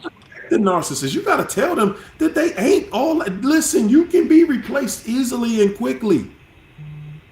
You can be replaced, and I ain't gonna look back. See, Go and ahead. that's why I said, and I've been backtracking on a lot of stuff. Like they say, oh, don't say this to the narcissist, don't say that. The narcissist made those rules to protect their fragile ego. When you start getting ruthless like that with them, then you showing them that you're not to be played with. They want to have their feelings That's protected, right. and that's why they say, "Oh, don't give them that energy." You got to sometimes, because these people You will push you to a point where you will end up in prison. do. Guess how far these people are willing to go? And I Yeah. want to say to Twyla, dear, if you don't hear anything else I say, do hear me when I say this. Do not take that situation lightly. When someone is stalking you and sitting in spaces and places where you are, they Mm, are unhinged and mm, they are dangerous. that's That right. last situation I had was exactly that. And I'm telling you and I'm begging you to protect yourself because you don't know. These people hate rejection like that. Ooh, It man. hurts their ego. And That's he will take you out of here and possibly himself because he don't want to face consequences. They're allergic to consequences, and its consequences would be prison. He right. wouldn't be taking himself out because he don't want to be here without you. He will be taking himself out because he don't want consequences. They don't care about their lives. You think he gonna care about ending his? As long as you're gone, you're not here to be with other people. There you So go. he don't give a damn. No, Take this situation serious because this person doing this is unhinged in the worst way. He is now a psychopath. and you gotta see that. You gotta be able to see that these people don't mean you well. They don't mean you well. And even though they come back with the stories, how much they love you, how much they care about you, I want y'all to remember. This is why I said this earlier. that person is not being vulnerable with you. That person is not sharing their self, their true self with you. They sharing lies with you. Okay, they wouldn't dare. A narcissist wouldn't dare become vulnerable with you. That means that you know something about them that you could use against them, because that's how they think. You know that you wouldn't use it against them, but that's how they think. Like, nah, I ain't even gonna tell you that, because you know, you get to seeing how ruthless I am and how grimy I am, then you ain't gonna be attracted to me. They Yeah. know this. Yep. And that's the reason why you cannot take them seriously as far as a relationship, because they don't love you. The person that loves you doesn't mind being vulnerable with you. They like, hey, you know what, baby? I know this might turn you off to tell you this, but I just got to let you know what it is. I got to tell you the truth. And they'll tell you. When people will tell you the truth about what's going on in their life when they care about showing respect to you, showing you that they respect you and they respect your relationship. They will tell the truth about whatever you ask them, because what one thing that I know about the truth, y'all, is the truth is the thing that gives you that helps you give them more chances. Because you know that you can build some, as long as they telling the truth. It might be an ugly truth that they telling, but as long as they tell the truth, you're like, okay, well, we can build on that. Because you're telling the truth. We can build on that. It's ugly. I don't like it, but we can build on it. That lie, you cannot build on it.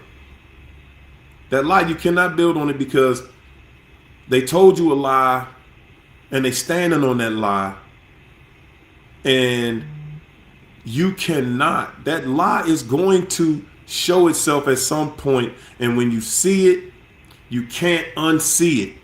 You Yep. know they lied to you now, and if somebody's lying to you, that means I don't respect you and I don't trust you.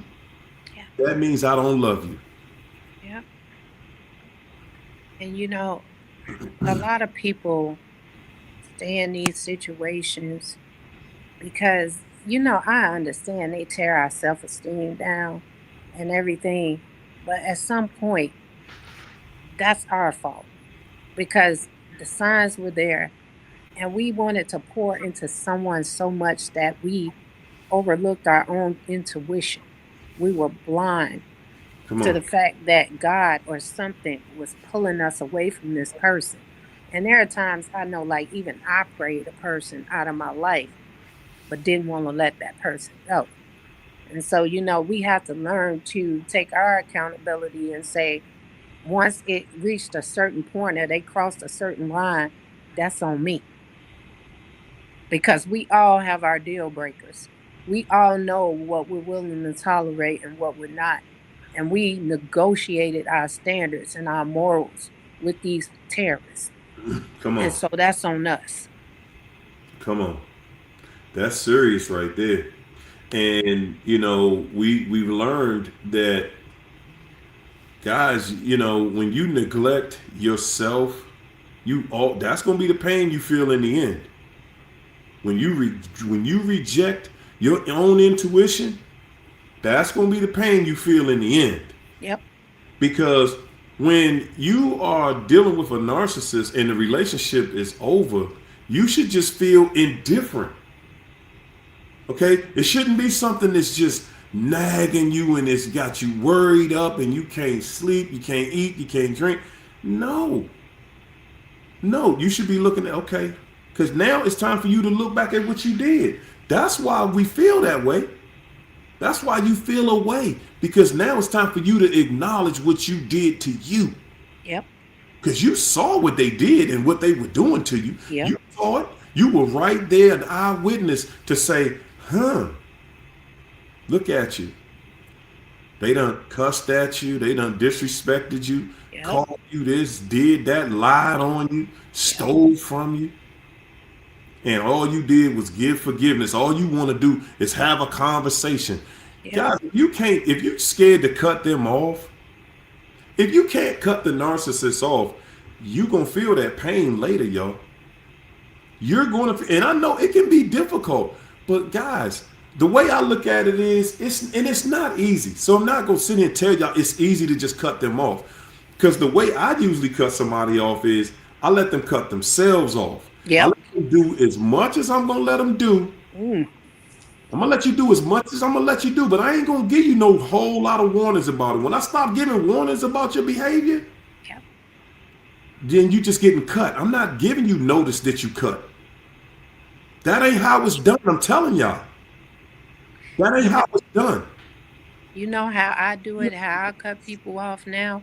Because you never know what a person is thinking. I let that person cut me off. Once that person give me the silent treatment, I match it and disappear. Yeah, but see, that's the thing. They gonna come crying, screaming back around the corner, trying to find you now. They come around. Oh nah, where you think you going, baby? I was wrong, baby. I hold up. We got to talk. I know better now. I was thinking blah. Nah, man. I don't want to hear that. I don't want to hear that, sweetheart.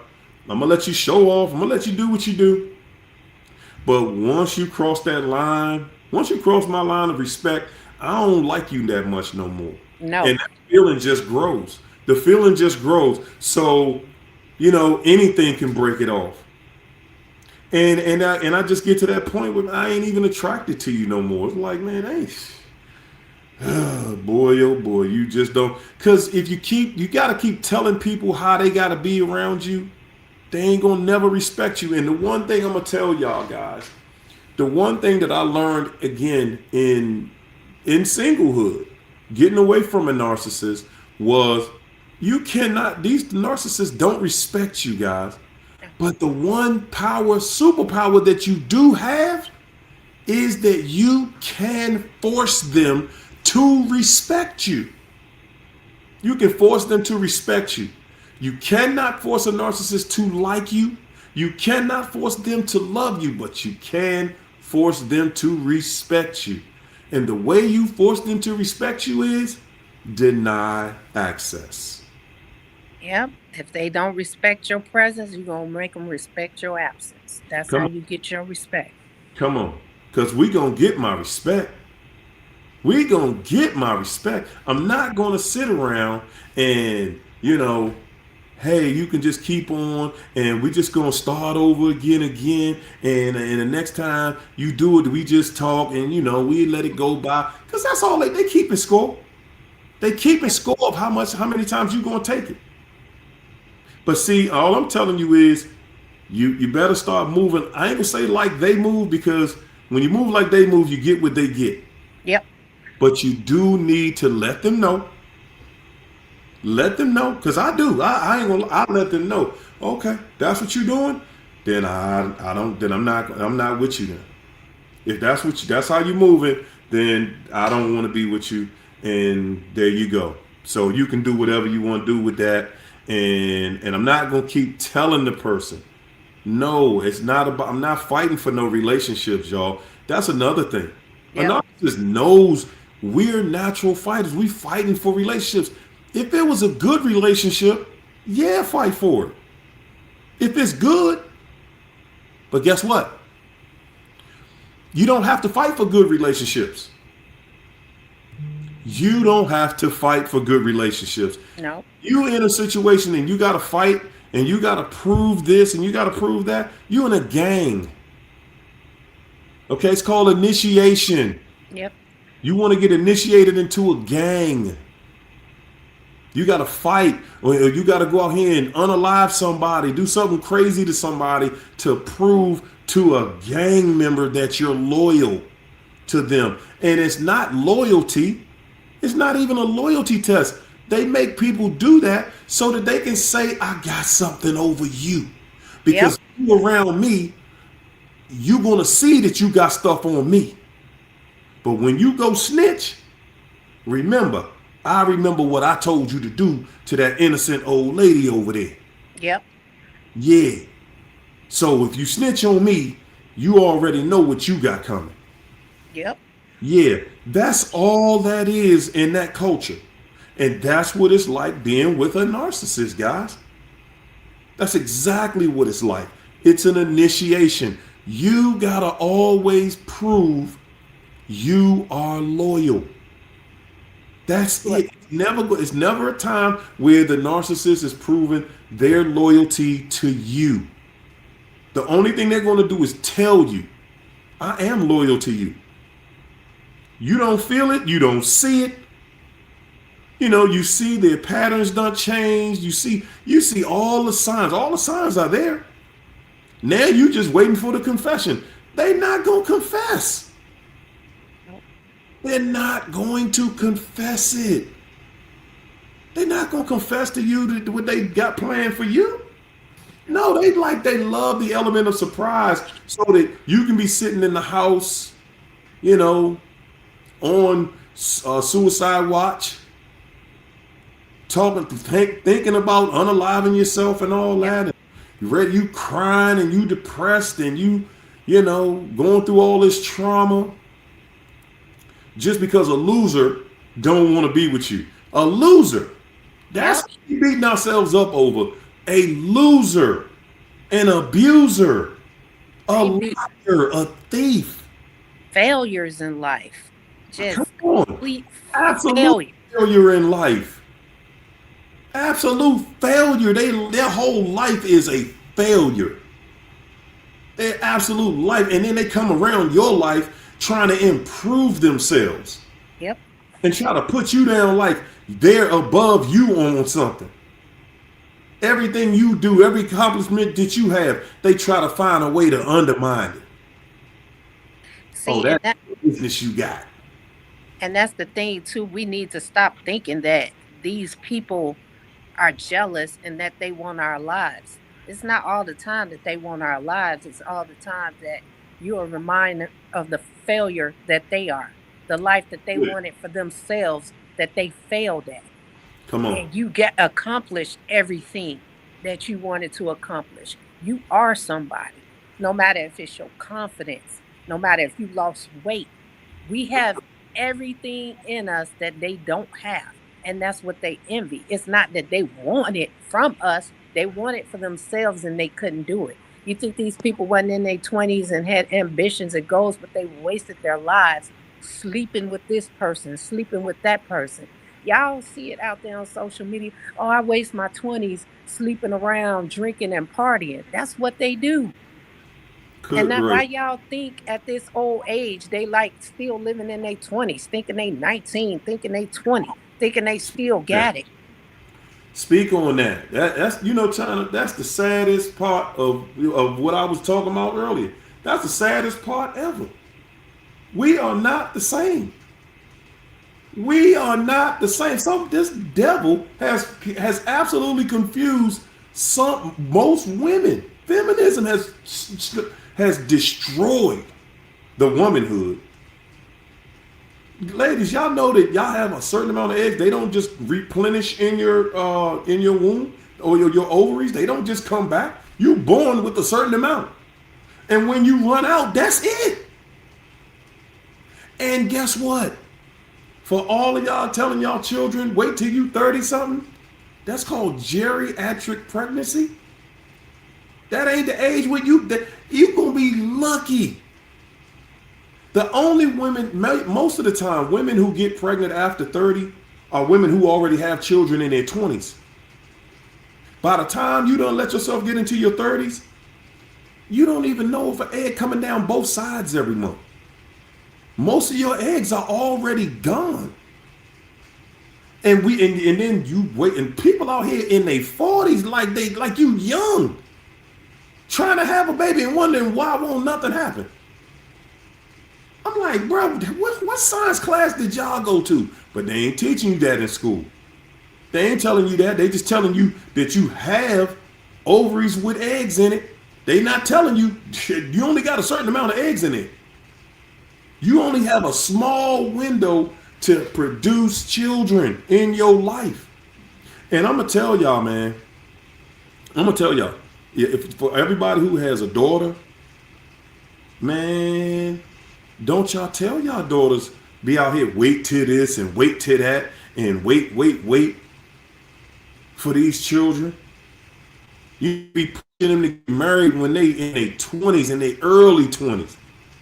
Because it's a whole generation of 30s and 40s and 50-year-olds that ain't never seen a wedding reception with their name on it. Okay? And we just sitting out here telling them, oh no, just go live your life and go do the and go live your what you mean live your life? What does that mean? You know, go have fun and what does that mean? You sending them out here on a mission to be passed around. And what they gonna do when they in their 30s after you've been passed around? Yep. That's real, y'all. That's real. It's sad out here, man. It is sad to the point where it was a time. Did y'all know it was a time that people were virgins when they got married? Whoa, man, that probably was in the 1800s, though. God Almighty. We live in this is hell right here, y'all. Yep. We living right in it. You right now, this day and age. The sad part is, y'all, is that virginity. You couldn't find a virgin out here unless, honestly, this sad. You couldn't. The youngest virgin you gonna find out here gonna be a little boy. Because I know. boys don't have the option of when they gonna have sex. Girls do, and it's unlikely to find a young girl that's a virgin that's out of junior high school. That's facts. But the average little girl is not a virgin no more by the time she get out of junior high school. She done did something with somebody. That's facts. So I'm just saying that's the world we living in, y'all. That's the world we living in. Focus for Life. Mwah. Thanks for the super chat. Focus for Life said, if people would just cut narcs off the moment they see the foolishness, but Focus for Life, that's easy to say, but we all know a narcissist only drops a smidgen of the foolishness at a time, Yep. and they drop it in ways where you're not even taking it that seriously. And dropping it in ways where you're gonna feel like something wrong with you, like you overreacting. Even though Focus for Life, you actually right in what you're saying. You're actually right in what you're saying, but I'm saying the way they break you down, they don't just come out there, like Donald Trump and just destroy everything, the first day on the job. They do it a lot more subtle. It's done over time and it's done a little bit at a time. I'm gonna do this to you, then I'll do that to you. Yeah, and you worrying about this, and then yeah, I got you on that, and they do it like that. So and I think we all kind of look at that situation because I go for it too. I ain't gonna lie.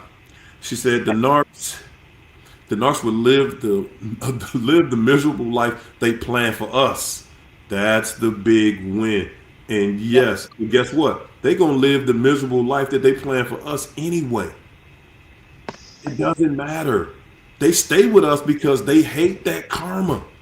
Yep. They want to share that karma.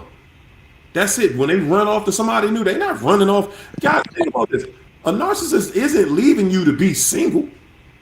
They leaving you to be with somebody every time. Yep. Every time. And they told you, I just need some space. I need some time to think and get myself together.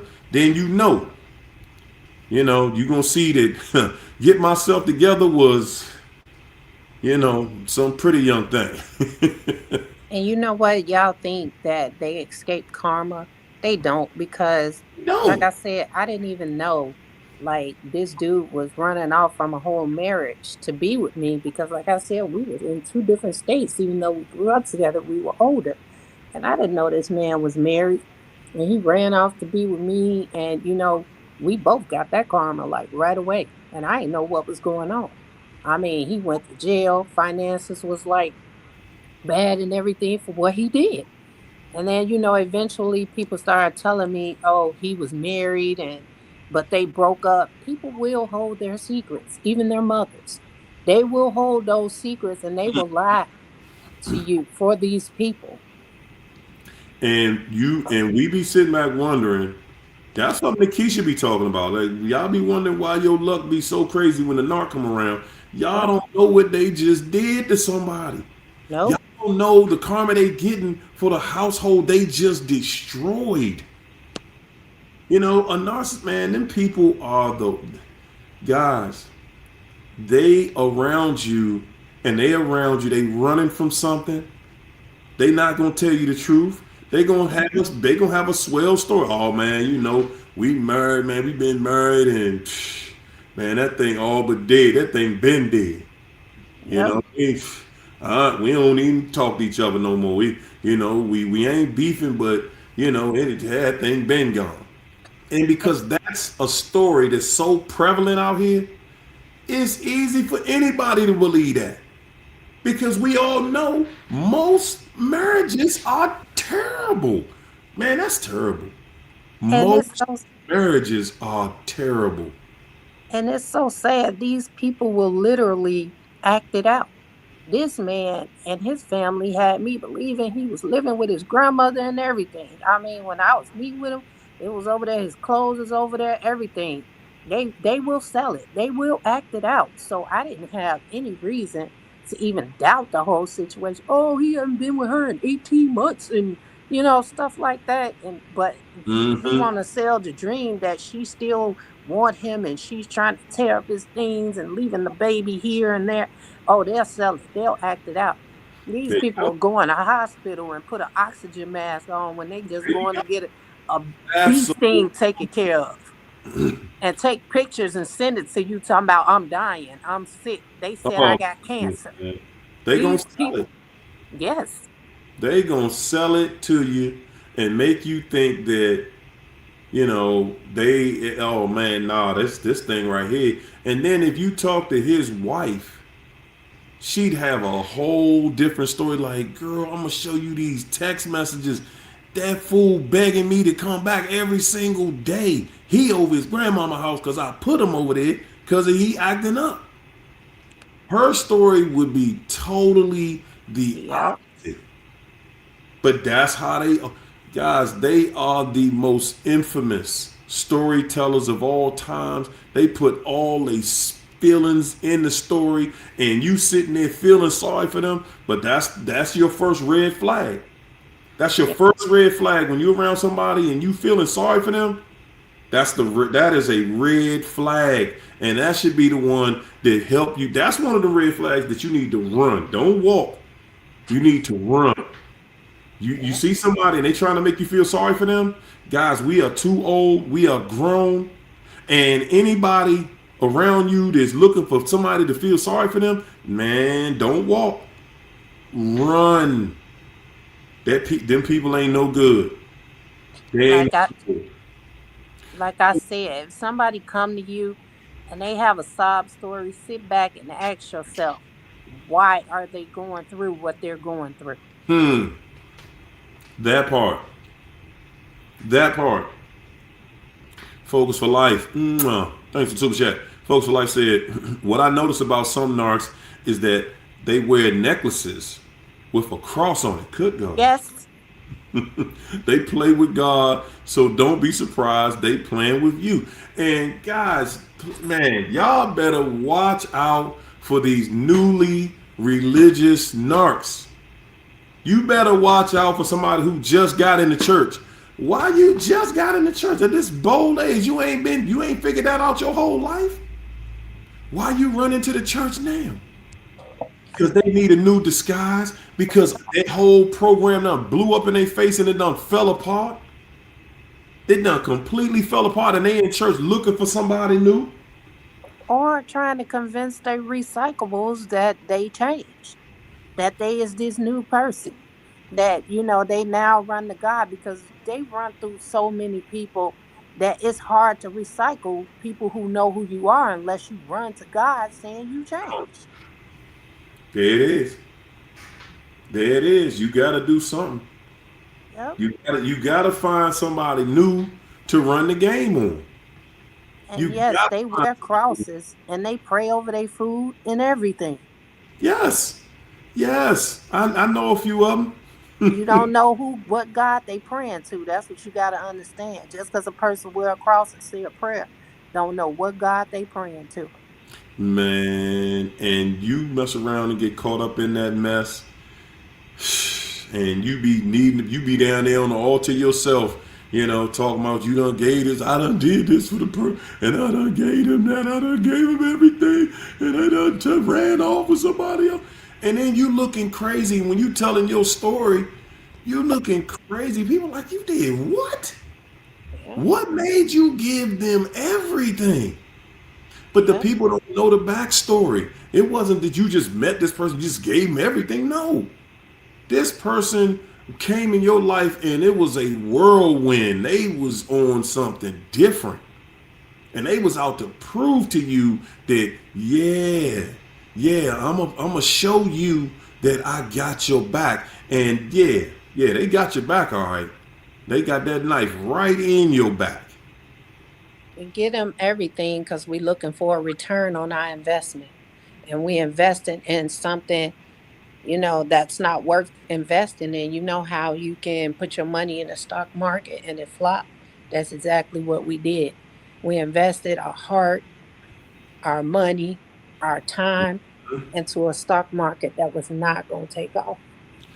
Yeah, man. We put our money, time, our effort, everything about us, everything in us. We definitely did everything that we could to keep this situation together, to show the people that we care about them, to show the people how we feel about them.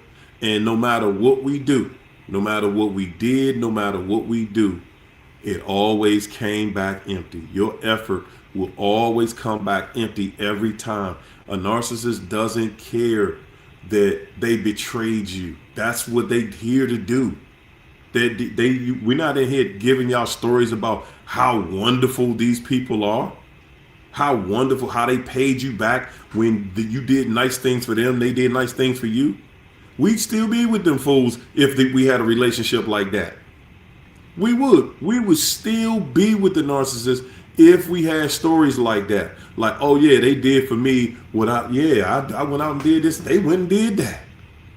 Yet nobody in the chat coming out with stories like that. Oh yeah, for their birthday, man, I flew my baby to Paris and we was at the Eiffel Tower with a nice French restaurant and we had violins and yeah, your birthday come around, man, they done sent you to South Africa, the Seychelles, or one of them spots over there, and y'all just at some amazing resort and we just chilling. And nah, you don't have those kind of stories where they matched what you did. You gonna have a story where, yeah, we went over there to the Red Lobster on my birthday. Yeah, yeah, and they damn near turned the table over in there. We got the arguing and fighting in there on my birthday, and oh man, it was a mess. I got one better. How about these people? They never take off work on your birthday. They always got to work on your birthday. Make sure you don't have no birthday. They ain't got to Oh take you my nowhere. goodness, do they gotta work? Look, and then look, get off 20 minutes early and say they took off for your birthday. Look, show up late. The restaurant's all about the close because your birthday fell on a Thursday, not a Friday. And the narc, oh well, I had to work late, so I know I'm getting home late, but you know, I gotta take a shower, then I gotta wash up, then I gotta do this, I gotta get myself together, and then I gotta do a little work real quick, and then I'm gonna take you out. Right. They'll take off because their socks wasn't clean, but can't take off for your birthday.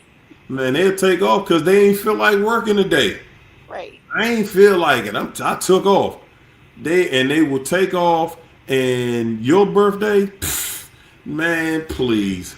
That's it. They gonna fight you on your birthday. They gonna make sure your birthday is a train wreck. Okay? They gonna make sure it's a train wreck. They gonna make sure you got an attitude. You mad. They love that. When they see you and you mad, they love that. Yep. Don't let a narcissist see what you look like mad. Because they love that face and they'll do anything for it. They're like, what I gotta do today to get that mad face out you? Yep. Twyla, thanks for that super chat, Twyla. Twyla said the last straw, the narc, the narc told me he didn't like his skin color. I'm the same skin color. The narc was telling me on a slide he didn't like my skin tone either. And you know what? That's the kind of stuff narcs do. They want to put you in a situation to make you feel uncomfortable, like I don't like something. They want you to not like something about yourself that you cannot change. So that they always bring that back to say why I'm not all in with you. I don't necessarily like your skin tone. Well, why you bother me then? Why you bother me in the first place? If you don't like my skin tone, Right. why you bothering me? Why you even messing with me? Why you come over here getting in my space if you ain't like me all the way from the beginning? But no, that ain't what it really is. What it really is that's what helps the narcissist stay disagreeable. Now I pointed out something in you and I want you to feel it's a flaw that's in you. Yeah, look at what color you are. Look at your skin tone. Like nobody on this planet can control their skin tone. And you can get darker because you can go out in the sun and get a suntan. But that's it. That's temporary. And And you owe them that. he also want to know how much of an influence he has over you, to want to see how far you're willing to go to try to change it. You're Come going on. to buy stuff to bleach your skin. You're Come going on. to try to get some surgeries. They want to know what Mm-hmm. buttons can they push to make you go through extremes to try to change something that they don't like, only for Come them on. to find something else for you to change. Come on. And if you change it, all they're gonna end up doing is telling you why you change it. Yep. Why you do that? You look crazy. Yep. You're bleaching your skin, you look crazy. Yep. Why you change your skin color? Now all of a sudden it's perfect. It used to be perfect. I loved your skin color. Now I don't like your skin color. Ugh. Yep. And you sitting here because you listen to them. That's another thing, y'all. Before I let y'all go tonight, man, don't take their opinion. Don't give a damn about a narc's opinion about nothing. Do you hear me? For all of y'all who still dealing with them rats, don't give a damn about any of their opinions. All of their opinions are in contrast of yours. Remember that. Just remember that part. Everything coming out their mouth is about being in contrast of what you saying and what you doing. And that's what should be helping you get away from them.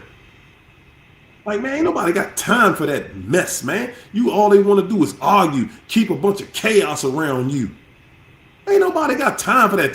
Just act, hey, man, you know what? I got something to do. I got something to do. Baby, I got something to do. I ain't about to sit around here and listen to that mess. And they be some of the dustiest, ugliest ones who always saying it too, like they got it going on. They be Yes. broke and calling you broke. Good great. It be people talking about stuff that they need you to have right that they ain't got right. They want you tight and they ain't tight. Like, man, what? They want you to be rich and they broker than anything that you ever seen in your life. You know, your teeth ain't straight enough. Your back, you don't stand up straight enough. You ain't this, you don't that. And then you look at them and be like, whoa. Well, when the last time that mouth been to the dentist? You know, when you gonna get in the gym? You be looking like just because you got dentures don't mean your teeth better than mine. Man, come on, for real. Talk about how you dress. They will talk about how you dress and your clothes put them to shame. Yep. These people will do anything to get in your head, man. They will say anything to get in your head Yep.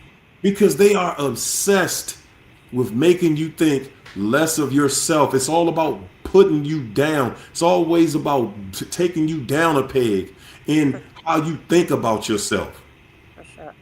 That's why you need to be telling them on all cylinders, go directly to hell and do not collect $200. Ooh, man, I had to get that one off my chest. All right, Sean, what you gonna give these people for the weekend, man? We gotta send them out of here blazing tonight, cause like I said, man, so many. It's the summertime, and we got another holiday coming up, and it's another opportunity for the narcs. It's Labor Day. There's an opportunity for them to show out and come show out, man. Another good memory of yours. You want to have Labor Day cookout. You just want to be able to cook out and have some fun with the family or whatever. Narc is already plotting on how they gonna destroy your holiday. Yep. They plotting, because they are miserable people. They are naturally miserable. And, they consistently go through their lives trying to fill a void that only God can fill. And that's why they always failing at everything they do, relationships, financials, anything. I just want to tell y'all, it hurts like hell to quit anything cold turkey. But in this day and age, that's what you got to do. You got to go through that pain. You got to sit through that pain in order for you to have peace. Yeah, they ran off and they gonna run off and gonna be with somebody else to try to put a band-aid over the wound. But you know what? That's their cycle. They will never heal. Come on, They never gonna heal because they don't know how to sit in pain first. You can't heal if you never felt pain. And they run from pain. And that's what's great about us is because we feel that pain. So we're able to heal. We don't have to be bitter because somebody told us 1150 times they didn't want us, and it took for them to run off to let us know that they didn't want us. Never let a person tell you twice that they don't want you. They come on, tell us in a relationship, I don't want you. In the beginning, they tell us, that's when they're their most honest. They tell us what they gonna do to us, and we look at it like, no, we're gonna fix you, but we don't know. We can't fix that type of broken. These people have a mental illness come that on. we cannot fix, that even psychologists are saying that they cannot fix. You You can't. cannot fix these people. Only God can fix these people. And they don't run to God, they run to therapists. Come They on. never gonna run to God. They now have new terms because they don't even want to acknowledge the God. They say the universe. There is no universe. There's a God. And I want to leave y'all with this. Let me tell you something. A lot of people tell you, oh, if you're angry, you're not healed. Let me tell you this. The Bible says, be angry, but do not sin. So Mm, it's not bad to be angry. It's when you sin, when there's a problem. Anger lets you know you're headed towards your healing. And sometimes you need that anger in order to heal. So be angry, but come on. just heal. Come on. Goodness gracious. I love it. Well, I'm gonna say this, guys, that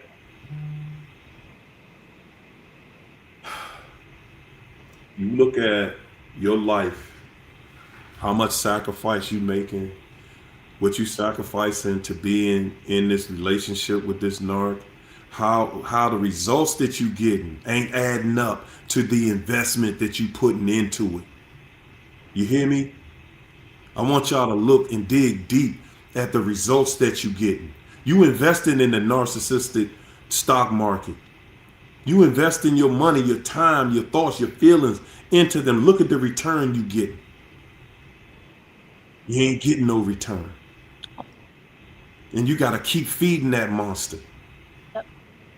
You keep feeding the monster, keep feeding the monster. You still not getting no return. You thinking one day they gonna see, oh man, I'm gonna put everything I got in there. It gotta give me something back. Nah, no it don't. That's gonna be a lesson that the narc teach you. Yep. You don't get nothing back but pain. That's all a narcissist owes you is pain. Because that's all they consistently give anyway. Chaos, confusion.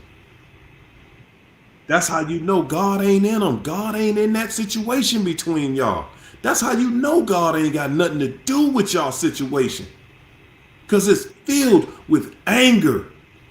It's filled with hatred. It's filled with everything you can't stand. That's how you know, man, God ain't got nothing to do with that mess. Just because you say a prayer? You think because you praying?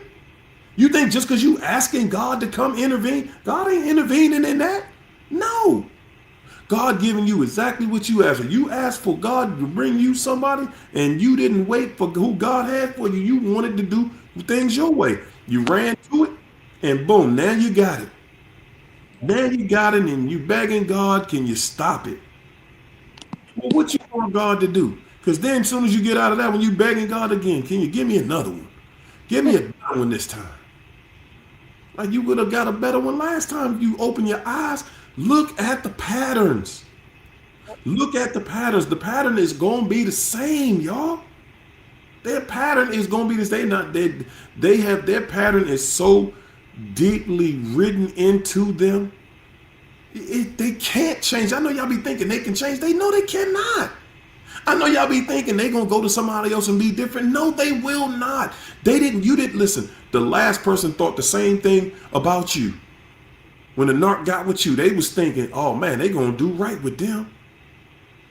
Look at that.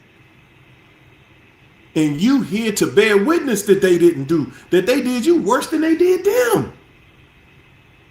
You're the witness. You are the witness that the narcissist only gets worse. You are the witness. And you don't even believe it. You think that somebody gonna go from worse to better? Why? How did they fix it? Ladies and gentlemen, any of y'all who got a car, you all know. When that check engine light come on, that transmission light come on, that radiator light come on, the generator light come on, you got to replace that part. It's telling you, hey man, it's a red light, meaning this car is about to shut down. It's about to cost you a whole lot of money if you don't fix this car immediately. And you just riding around like it's about to, it's going to fix itself. I'm going to pray on it. It's going to fix itself. And we all know it ain't going to fix itself. It's not. That's the narcissist. That's the narcissist. They run around, they check engine light on. And it's red. They got the red check engine light on. And guys, you out there dogging it. You smashing it to the floor. That daggone narcissist is going to break down. Listen, the narcissist, just like your car can't go fix itself, somebody has to fix it. You got to take it somewhere for somebody to fix it. Yep. Okay, the narcissist is the same way. They not going nowhere to get fixed. They just putting the narcissist, listen, the narcissist is that used car, that lemon that you bought. Somebody done unloaded that narcissist, and now it's out there on the used car lot, and they done cleaned the narcissist up. Whoo. Man, they can't wait. They're gonna put some of that blue devil in the engine just so it can get you about maybe 500 miles. And it'll sound like it's okay. And as soon as you get to about 470 miles, you start noticing that the engine light done came on and that done turned red, and you're like, man, what is going on? This car was running fine. Yep. Nah, no, it wasn't. Ain't nobody fixed that car. This car need an engine. Ain't nobody fixed this car. That's how you got to look at the narcissist. Listen, y'all, don't give a damn about what they talking about. They only talking to make you confused about what you think. Do Yep. not, man, don't. The worst thing you could ever do is take one of them seriously and take their word seriously. Then people will have you wearing mismatched socks, man. I'm telling you, they will be in your head trying to tell you, no, that's the new style. You should be. It look nice. You got to do it this way, and you got to. Don't listen to nothing they telling you. You should not respect, and that's what they respect. That's actually what they respect. When they see you don't respect them, they actually respect that, y'all. They actually respect. They don't respect you when you listening to them because they know they mean to do you harm. They know they mean. They know they mean that they trying to mislead you, misguide, and misdirect you. They don't want you to land somewhere in a good situation. They want you somewhere where you in a bad situation. And that's that, y'all. They want you in a bad situation. They mean to do you harm, and they want you in a place where they can always pick on you, cut into you, talk down to you, be mean to you. That's all a relationship is about. They getting you their target. This target practice. That's it, guys. That is it. It ain't gonna be no happy ending. Not with them. It ain't gonna be no happy ending. Nope. No. And on that note, guys, we're gonna let y'all go for the weekend, man. Thanks for everybody coming through. Thanks, China, for coming through and dropping all that fire up in here like you usually do. And we're gonna leave y'all just like we came in here with nothing but peace, love, and soul train, everybody. Good night, happy Hey. weekend, and we'll see y'all next week, good people. Everybody enjoy the weekend.